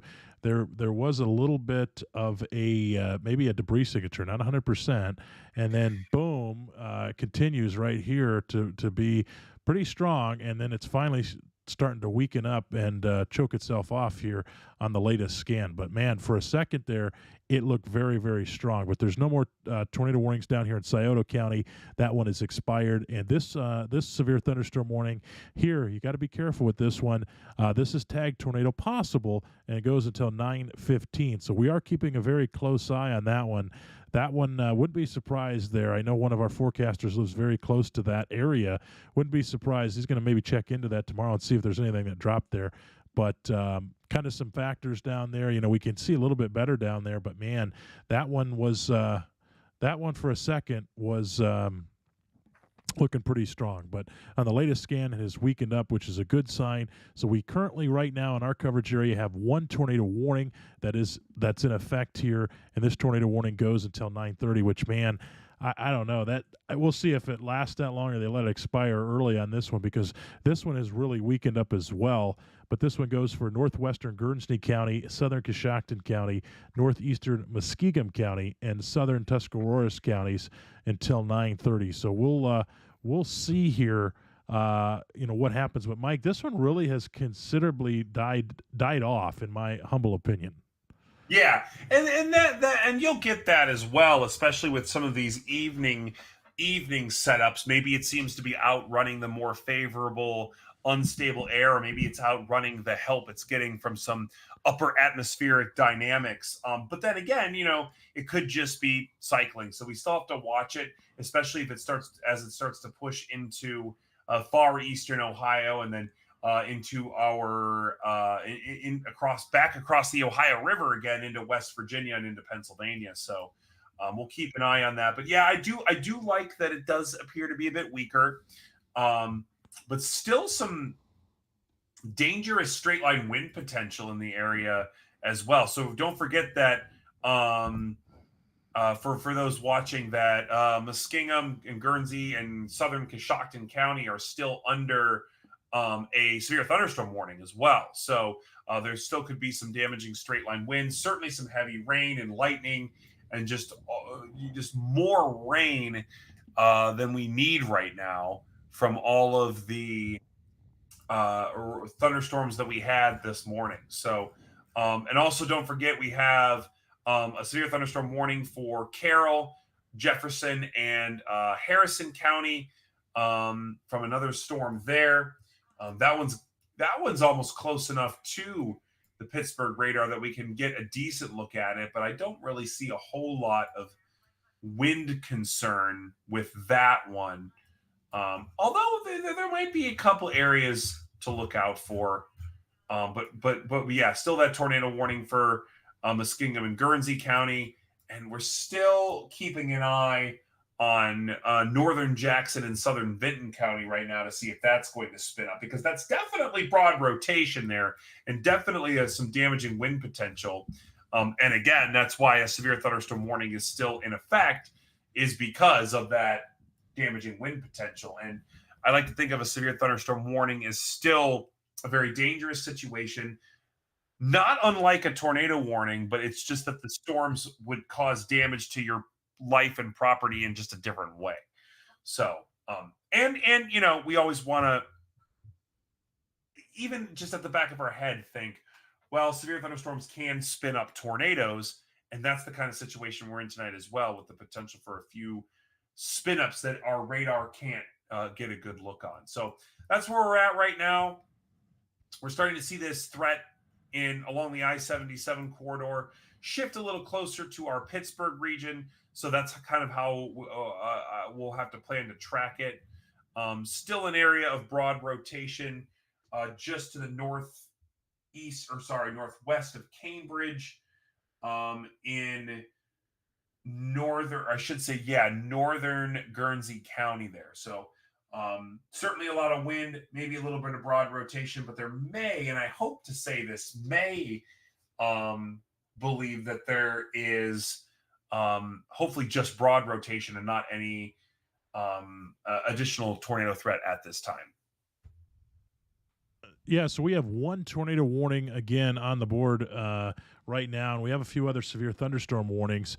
But this one tornado warning is for our friends up in Guernsey County and portion of Muskingum County, and the extreme southern southeast tip of Coshocton. But this one again goes until 9:30. So we'll have to wait and see. I'm going to venture it probably will expire early, or they let it or they cancel it. But looking at this one, let's go ahead and flip back over here to Pittsburgh, and then let's go ahead and zoom in and kind of look at our base velocities of what's going on. It's broad. I don't think it's there as pronounced as it once was, but nevertheless, you need to respect the polygon. There's still some broad rotation right on the northern edge of the polygon. So you need to make sure that you, again, continue to respect that polygon. And I believe Brant Warren is back with us as well. Brant, have you seen anything come through social media wise, follower wise, what have you, on any of these storms? I haven't seen any reports. I go to our individual pages and look real quick, but I have been looking at some power outage numbers, and Lawrence County was hit pretty hard.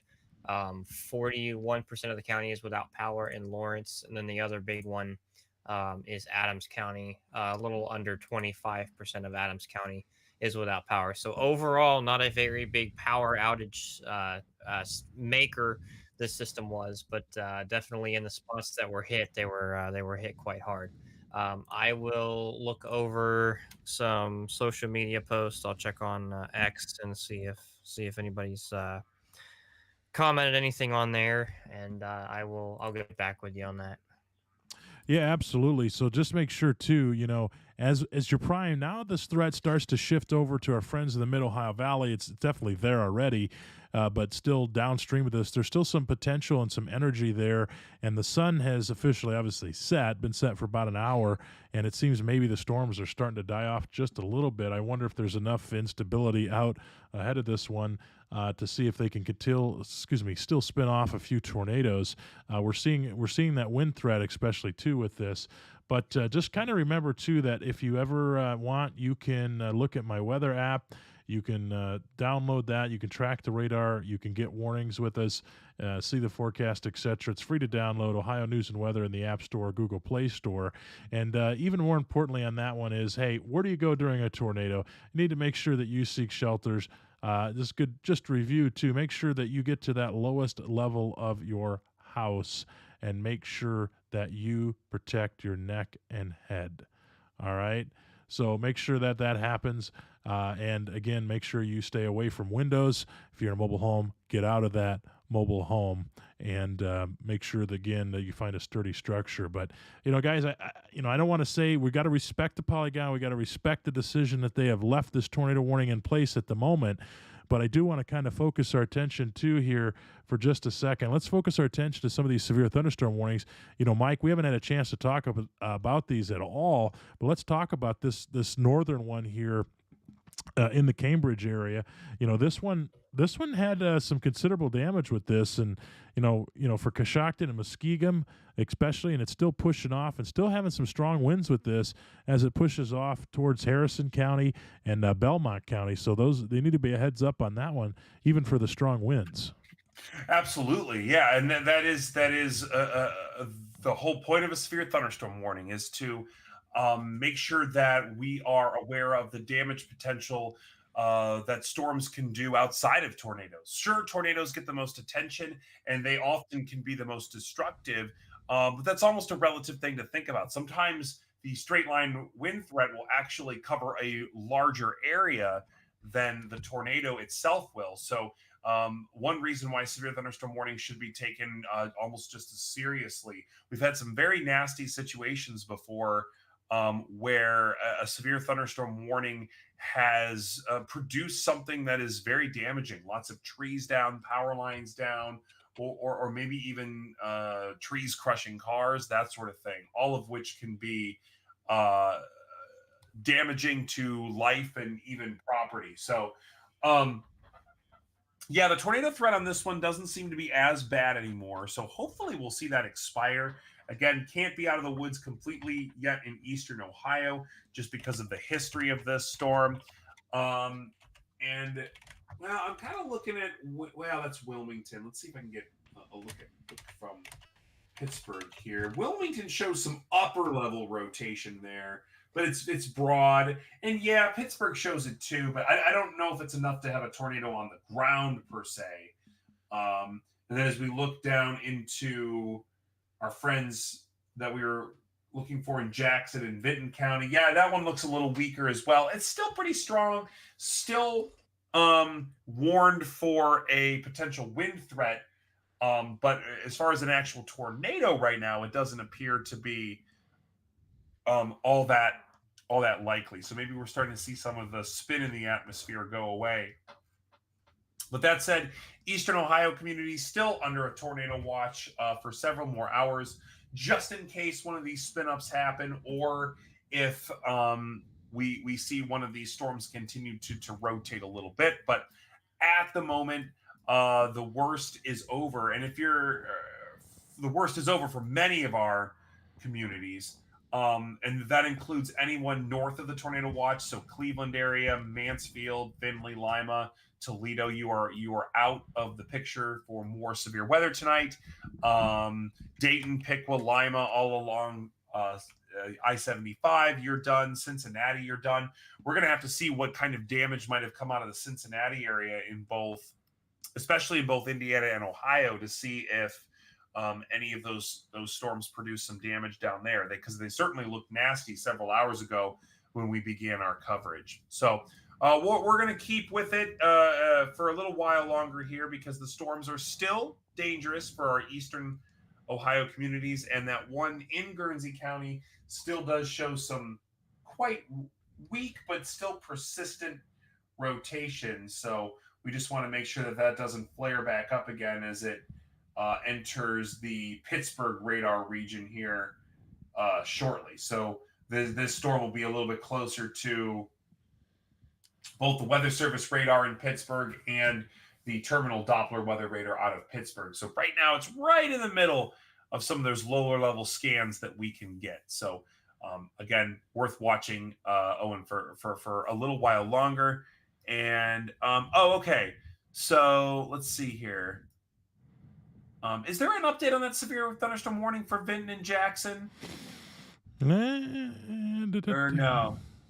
I was pulling something else up, so I wasn't seeing if that update came through. Brand, I don't know if you had anything on that one or not, but what was the question? Was the there an update in update Jackson on that County? one? Yeah. Yeah. Do we have an update on that Yeah. thunderstorm warning? Yeah. Okay. Yeah, so there is an update for it. So for Meigs, Gallia, Jackson, Vinton, and Athens County, moving east at 45 miles per hour. So guys, one of the slower storms of the day. We've seen earlier this morning. We've seen storms almost in the same area, moving at almost 75 miles an hour. So very, very quickly.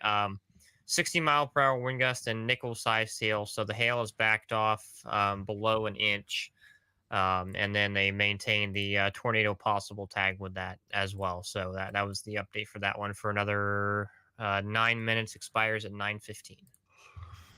Yeah, and let's Got take a it. look too here. Brant, I know we're continuing to watch some broad circulations, and we're kind of waiting to see. I mean, for all intents and purposes, we're seeing some stuff there just to the north of Jackson County. We're keeping a close eye on that. I know Ken McNatt is keeping a very close eye on that one. He's assigned down to that zone and talking to us there as well. We did see. They were notified of a tornado down in Wellston. Somebody that just made the comment to our page in the live chat here.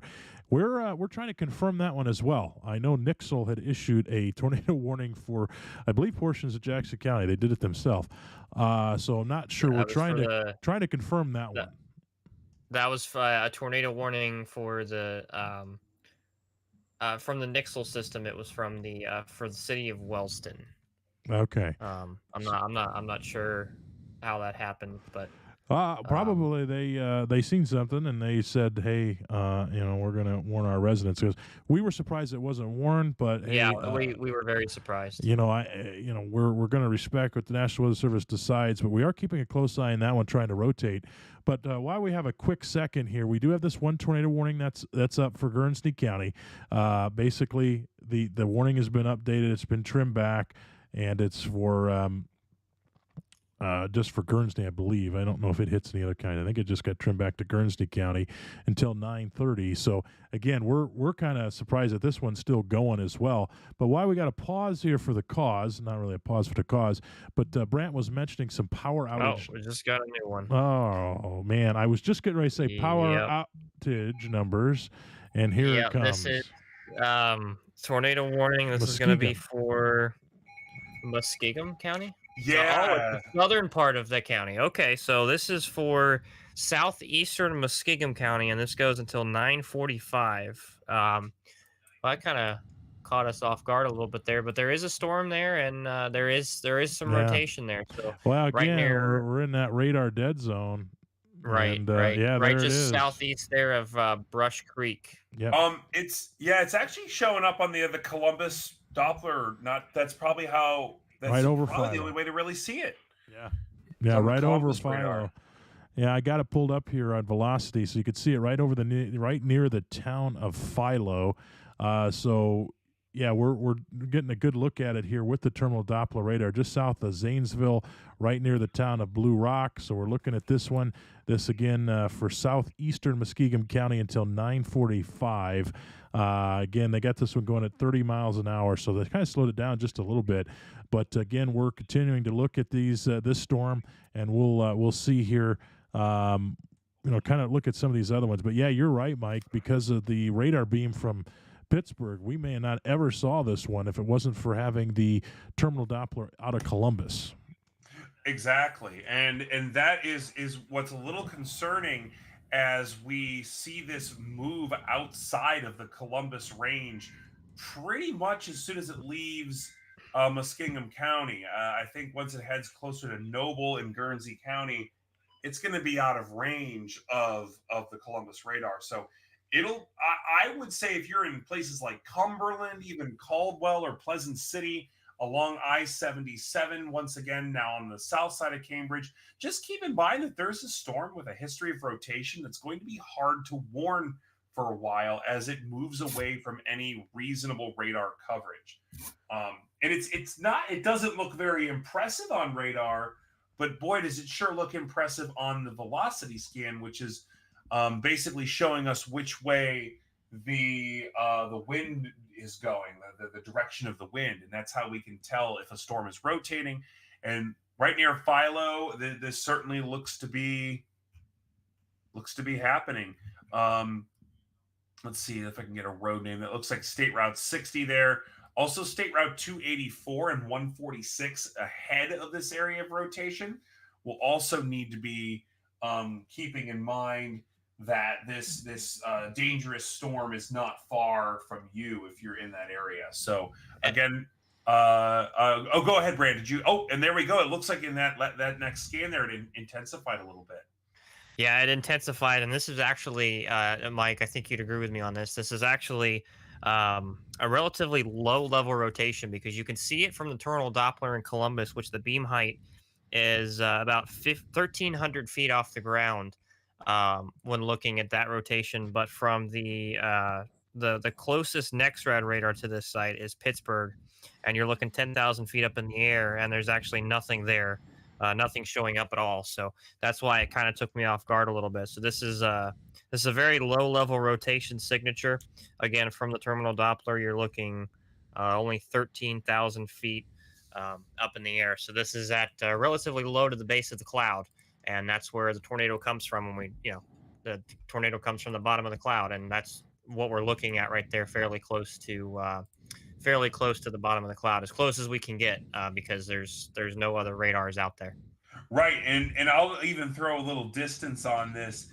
So yeah, that's about 42 miles from the radar site in Pataskala, kind of running out of the range. But boy, we're lucky that we're still within range of it, because that's really the only way we're going to see it. And I will also say that the storm with the tornado warning to the north, the one near Cambridge and Kimbolton, that is now outside the range of this low-level scan. It'll be getting within the range of the Pittsburgh terminal Doppler radar, which thankfully is right along the state line between West Virginia and Pennsylvania near Weirton and East Liverpool. But right now, that storm is in between those low-level radar scans. So all we have is the Weather Service radar out of Pittsburgh, which is a little bit farther away.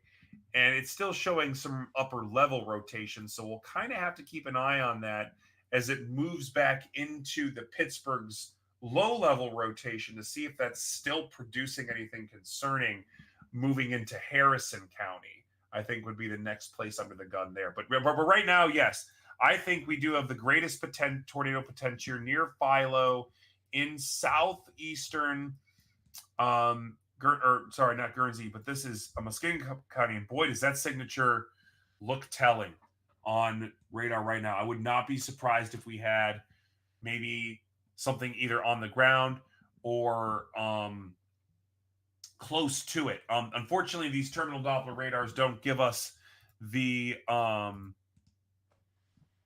low-level debris tracking that we would like to have.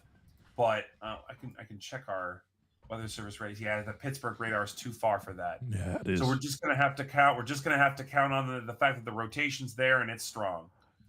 Yeah. So, but if there is anything, it is right over the community of Philo right now. I mean, it is dead over the center of that community. So if you live in Philo or any areas east of that area, seek shelter immediately, because this is a very intense low level signature.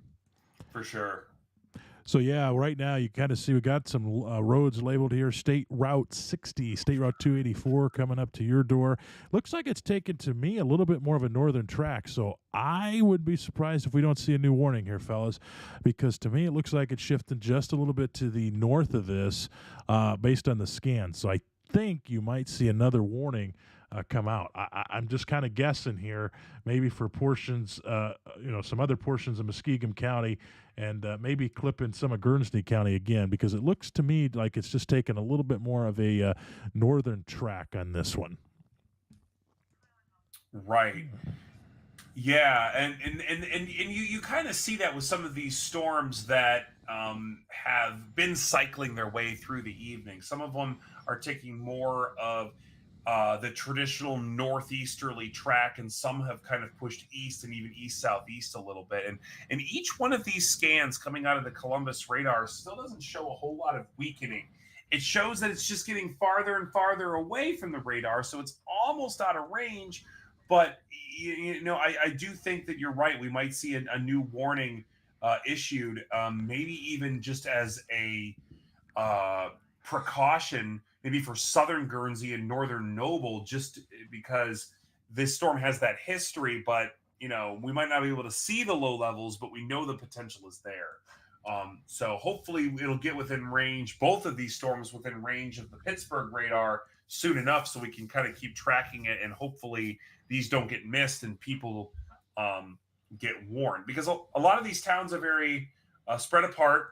not a lot of people in each town, but there's a lot of towns impacted. So we really got to be mindful of those folks that might be difficult to reach at this point. So some advice I always like to give: if you know someone who lives in this tornado warning or any of the tornado warnings issued, it doesn't hurt to give them a call. It doesn't hurt that they're extra prepared. Maybe they're getting information from us or another source, and then you're calling them too. Hey, hearing about it 3 times is better than nothing, I'd say, especially when we're getting to the point where we're almost out of range here on radar. Yeah, absolutely. We don't want to forget about the northern tornado warning. We're going to jump back up to this one for just a second.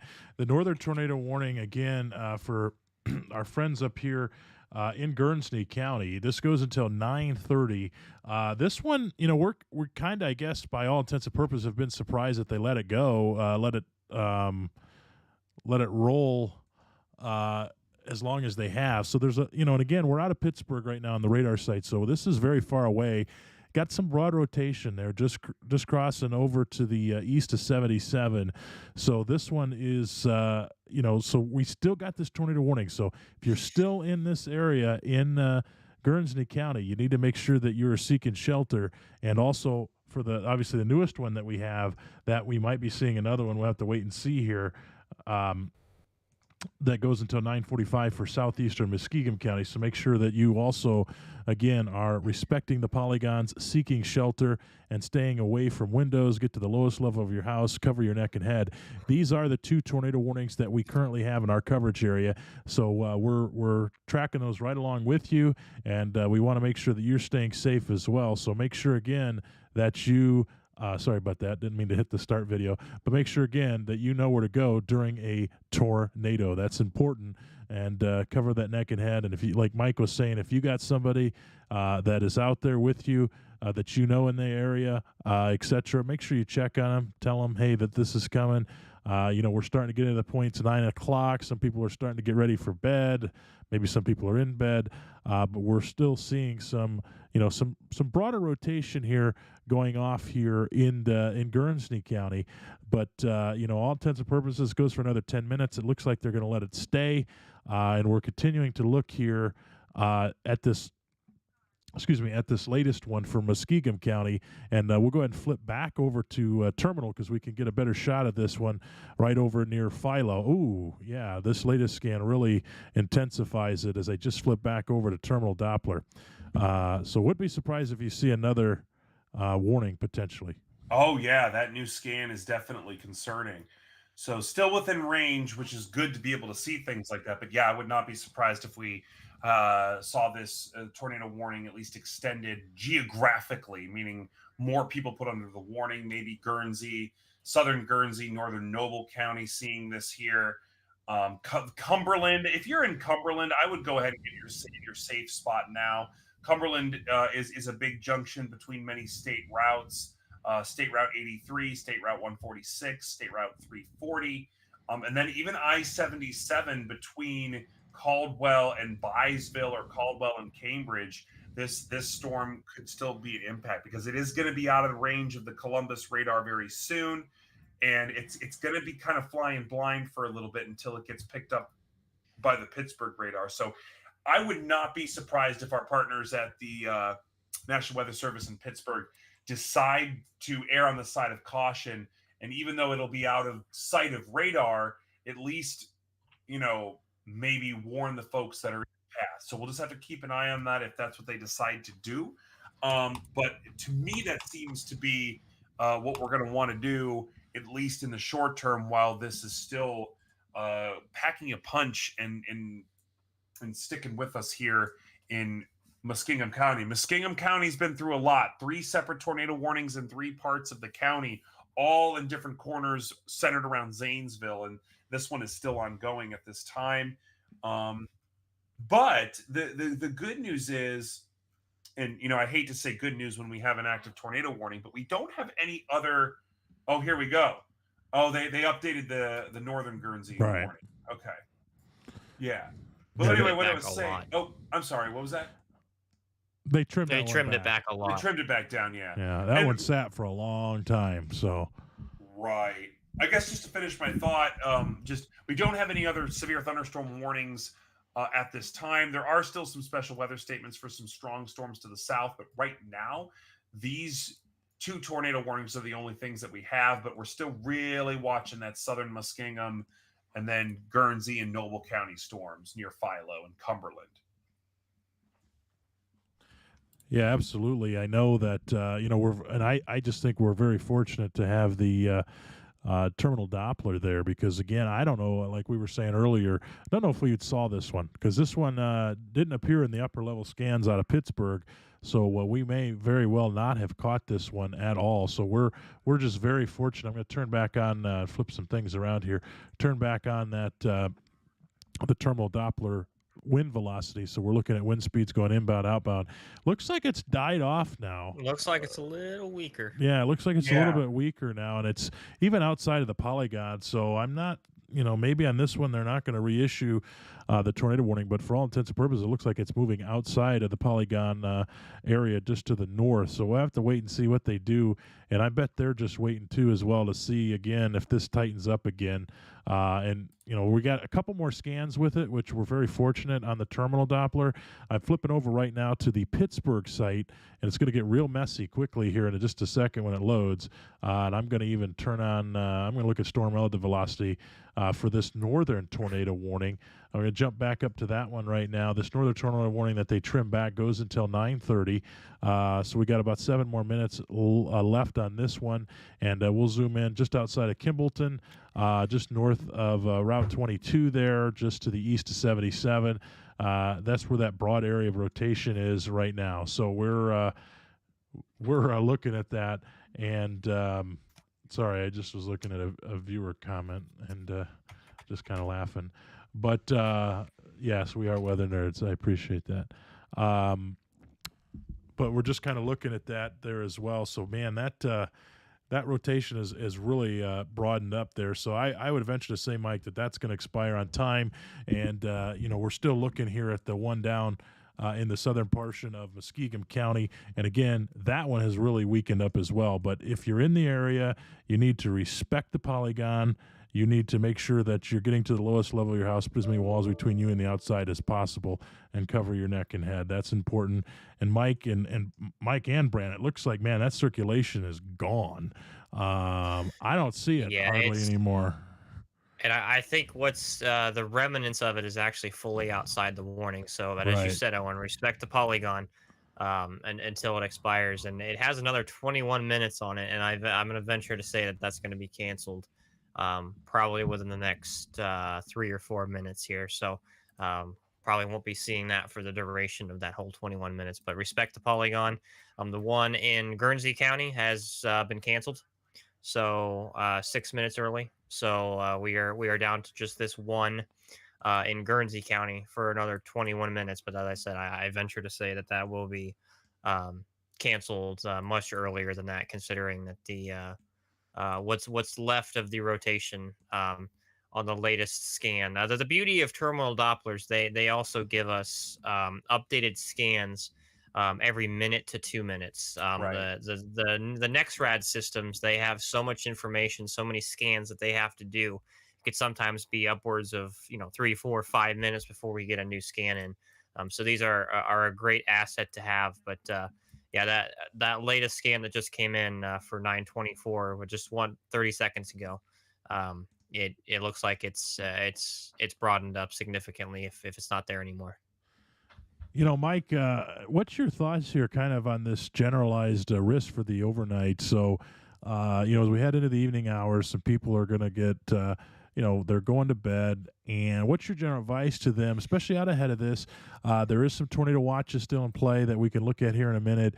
And what's your general advice to them? We're starting to see the storms overall have a weakening trend, but definitely shouldn't let our guard down whatsoever. So what's kind of your general thoughts on that one as we head into the overnight hours, as people start getting ready to go to bed, and that sort of thing?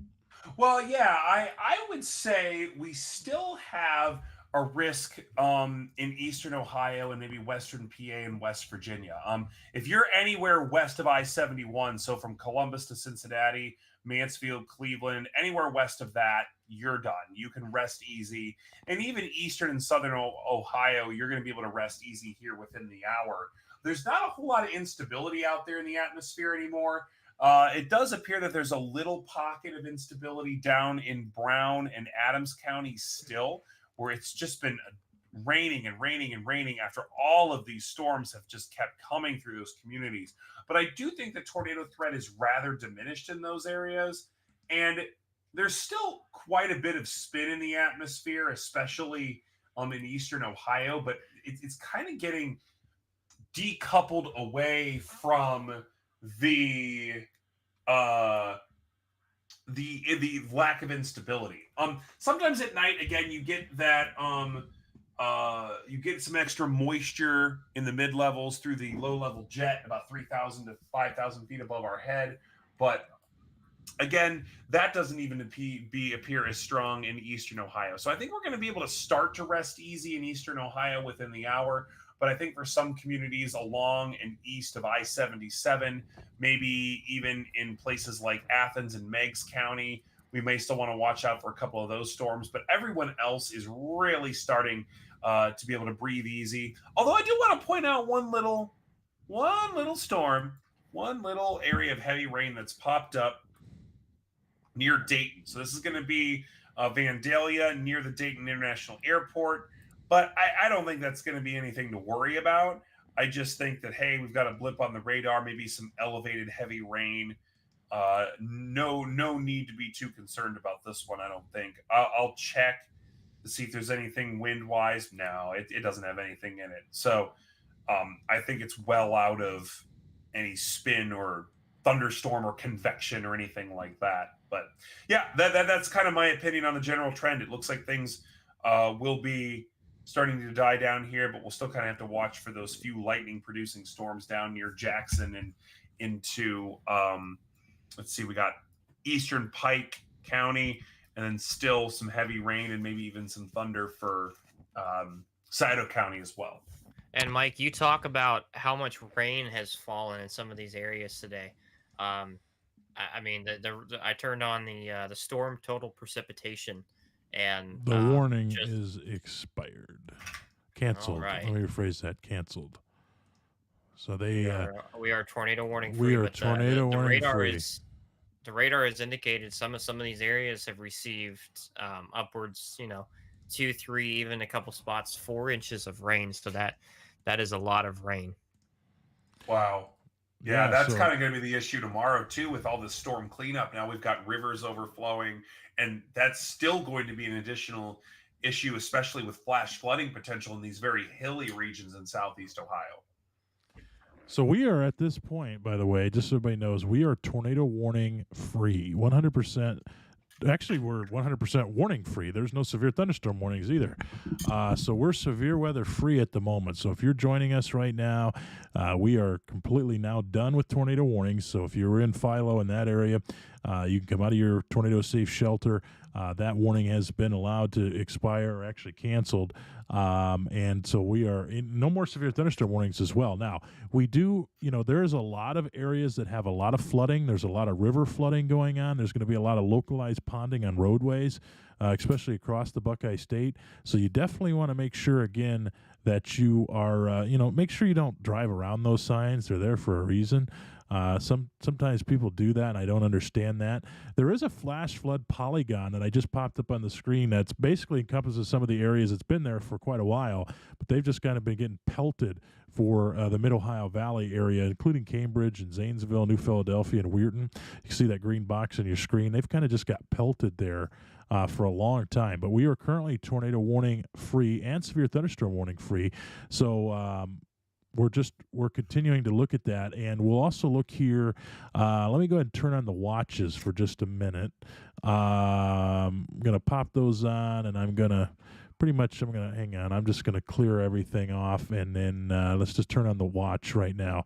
So here is this, tornado watch, and you'll start to see other counties like the Columbus area start to drop off of that. This tornado watch goes until 2 a.m. So if you're in the Mid Ohio Valley, you definitely don't want to let your guard completely down, as some of these storms could hit some of these pockets of instability, and you could see a brief spin up or two with these tornadoes as we head into the overnight hours. But again, this tornado watch goes until 2 a.m.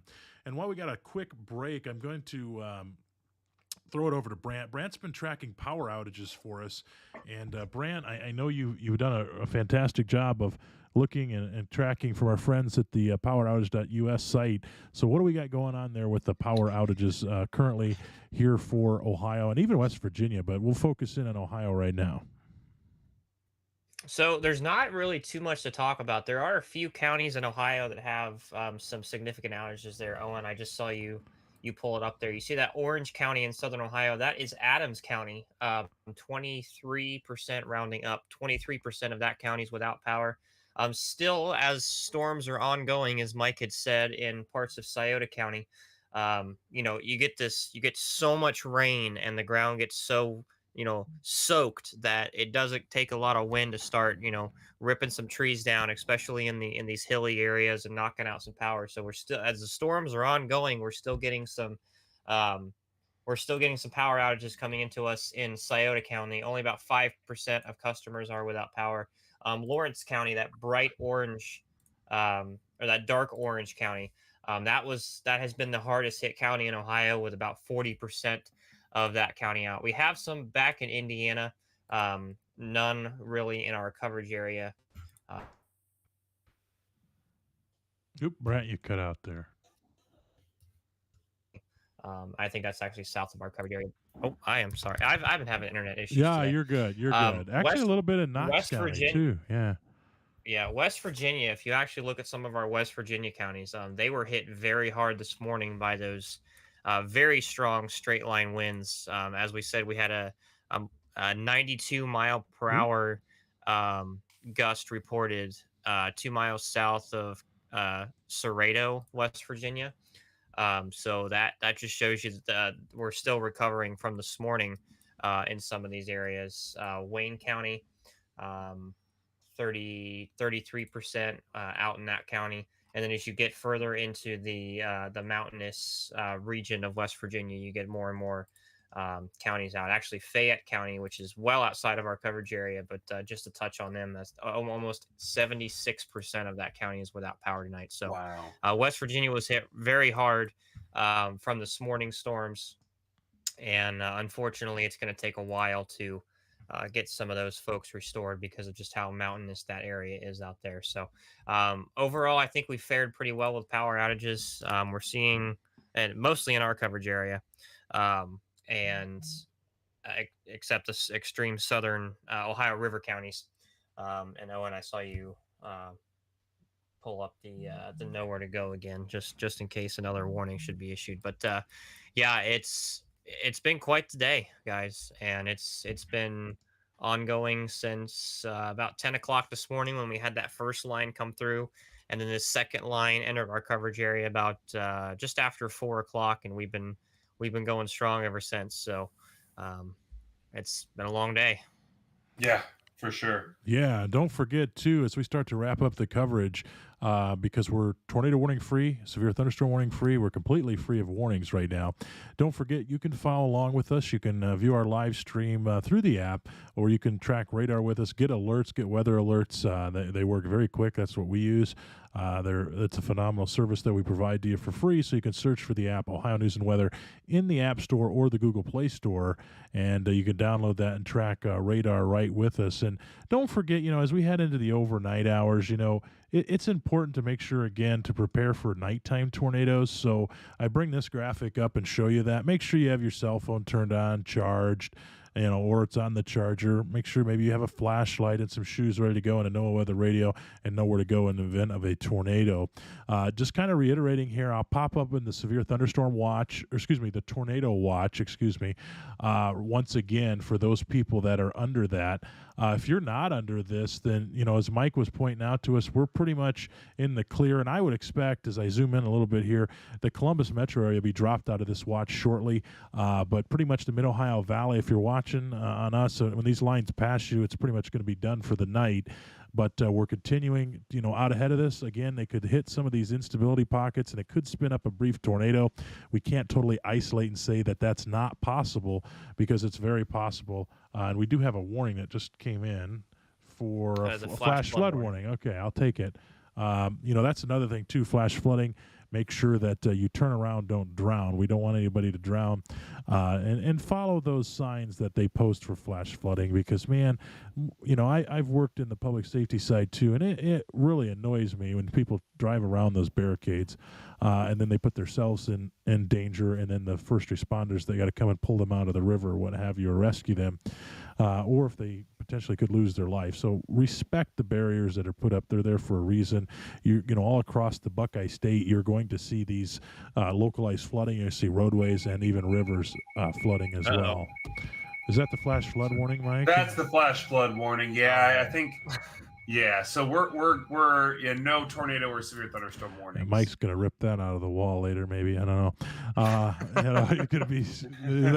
I have a feeling that you're gonna get a lot of those tonight. We're gonna start to see those now that the storms are weakening and calming down a little bit. These offices are gonna go back in and start issuing flash flood warnings, and some other ones there. So. Right. We're continuing to see that as well. So flip back over here to radar real quick, kind of give you the live synopsis here, and kind of show you what we got going on, and then we're going to wrap up this coverage. And Mike, I'll kind of toss it to you to kind of wrap this up, or what you're expecting. We appreciate you being here. Meteorologist Mike Joyce is here. It's a great pleasure to have him with us. Kind of give us your general wrap-up thoughts and what's going to happen the rest of the evening, and then we'll kind of wrap it up and we'll get out of here. Yeah, no, it's been great working with you guys tonight. So we're still going to see a few random heavy showers, which isn't going to help the flash flooding situation at all. In fact, I've got one of those random heavy showers right on top of my head right now here in Columbus, but it's not going to last long. There's no lightning with it. So if you're in Columbus, or even that one that's now moved into Clark County near Springfield, things have gotten a little bit better. Now, as soon as I say that, I might have seen a flash of lightning. But either way, they're not severe. They're not an imminent threat to life and property. I do think we might see some more flash flood warnings come in for southeastern Ohio, stretching all the way from probably about Portsmouth through Jackson and Athens, because there's still a good potential for some heavy rain over the next couple of hours as this rain works out of here. But elsewhere, I think we're really wrapping up all severe modes here, or types. And then, not exactly what a lot of people are going to want to hear, but tomorrow, while it's going to be free of severe weather, we are going to have to deal with much cooler temperatures, highs in the 40s, rain likely in the evening, and then potentially a few wet snowflakes mixing in Wednesday night into Thursday. So it's Ohio, it's April, but we should see some recovery and some much nicer weather for the weekend, with temperatures in the 50s and a little bit more sunshine. So from there, we'll be, getting ready to track the eclipse on Monday. We'll be real. That's really going to be our focus from here on out. That most people are going to be wondering is what to expect for that. A once in a lifetime experience, and a much happier occasion than severe weather. I'm going to be here in 2099. I don't know what you're talking about. I'll be here in 2099. I'll be seeing it. Ready for that one? Yeah, I'll be here in 2099. But we're gonna toss it over to Brant, get some final comments from you, and then we're gonna wrap this up and continue to do some cleanup here on the backside, look at some reports, etc. And we'll continue to monitor these storms and come back live as needed. Right, and I just want to say a few things here. I think we really avoided something that we were very concerned about over the past couple days. Some of these signs and the parameters that we were seeing were very concerning, and this day could have been a very different story. But I think that it's I know some people are going to say that it's a bust, and it never happens here, and you'll always have the haters, but I think that we've been very fortunate, and I think we're very lucky with today, the way today turned out. Considering some of the numbers again that we saw over the past couple days. So storm cleanup tomorrow. We'll have those tornado maps out once the National Weather Service gets out there in the morning and surveys some damage. I think we're gonna have. I don't want to say a number, but I think we're gonna have a few out there to add to our total for the what has already been a very active spring. So um, I'm thankful that it wasn't worse than what it was. We prepare for the worst, and we're here. That's kind of what we do. Absolutely. And Ken McMatt actually just messaged me. I think he's trying to tease me, but no, he's not. But an outside chance of thunder snow on Thursday based on forecast models. All right, Ken. There you Yeah. go. Hey, Ken, you're in Yeah, the here backside too. of this system, we Turn got on your microphone, Ken, because we're gonna pounce on you. There you All are. right, I'm here. Yeah, yeah. Yeah. You're in this too, so we're gonna pounce You're on fired, you a Ken. little You bit. can't you can't mention the S word. Yeah, we're in Oh no, April. that's why I We're said we're in April. that's why I said the T word, thunder snow. That doesn't sound Thunder good. snow. Yeah, we're gonna pounce on you there. But hey Ken, any general thoughts before we wrap up? Just that, just to add to what everybody else has already said, that yeah, the setup was definitely there for this to be much worse, and there's no doubt going to be some level of devastation that some of you are going to have to recover from, and Absolutely. our thoughts and prayers are with you in that. But today could have been a lot worse, and we are thankful that it wasn't. And we appreciate you for tuning in, commenting, sending us photos and videos when you can do so safely. Uh, Thousands of people have joined us since the beginning of yesterday, and we welcome you to the Belpark Weather Network and our way of doing things. So just thank you very much for being here with us. And as always, thanks to our loyal viewers who have been with us for many years, whether you joined us many years ago or just yesterday. Thank you for putting your trust in us. It means a lot to have that trust of the public. It really does. Absolutely. And it's good to chat with some of you all too, and even interact and answer some questions even on some quiet weather days too. So it's a pleasure, and we really appreciate you guys hanging out with us. Absolutely. And with that said, a couple things. I'll remind you one more time that you can download the Belpark Weather Network app. All of us here from Mid-Ohio Valley, all of our pages, it's branded under Ohio News and Weather. Search that in the App Store, Play Store. Keep storms track storms right along with us. And it does give you alerts and forecast data and things that we put together. So, and you can view the live stream now, and they're much easier than we could before because we broadcast, to our complete channels now and one time. So we're very fortunate that we are kind of moving that direction with that technology that we're using to make it a little bit easier. But it's all about you, the viewers. We are thankful for all of you. I know we had to turn comments off basically, except to people subscribing and some of you on YouTube, but that's just the way that it goes, unfortunately. So, but we are so thankful for the ones that support us. If you're able to, feel free to donate. You can go to belparkweather.org. We always are. We always could use donations. None of us get paid. We do this absolutely free. All of our products, all of our streaming products, all that stuff costs money. And, we don't get paid for it. We're all volunteers and we don't want paid for it, but definitely need the money to keep the operation going. So if you can, feel free to subscribe to the page and or you can donate directly to us as well if you want to, and that really means a lot to us to help us keep going, and I know some of you have this evening. So thank you very much with that. With that being said, we're going to wrap up coverage, and I want to thank my entire team that has been here with me, in the coverage from this morning, and even to everybody behind the scenes. We've had Mark Spencer back there behind the scenes. Tyler Phillips has been behind the scenes. Zach Batten, meteorologist Adriana Michaels has been behind the scene. Ken McNatt, who's been with us all day in the comments, and Brant Warren, who's been with us, and they've been also dealing with some of the stuff this morning. Meteorologist Mike Joyce, who's on here with us right now. And my name is Owen Fritz, and I don't think I left anybody else out. I don't think. But appreciate every one of you, and this is the reason that we do it every single day, is because our slogan is weathering through together. With that being said, have a good evening, everyone. Make sure to have a way to receive warnings in the overnight hours just in case they pop up. And again, we will continue to come back here live as needed.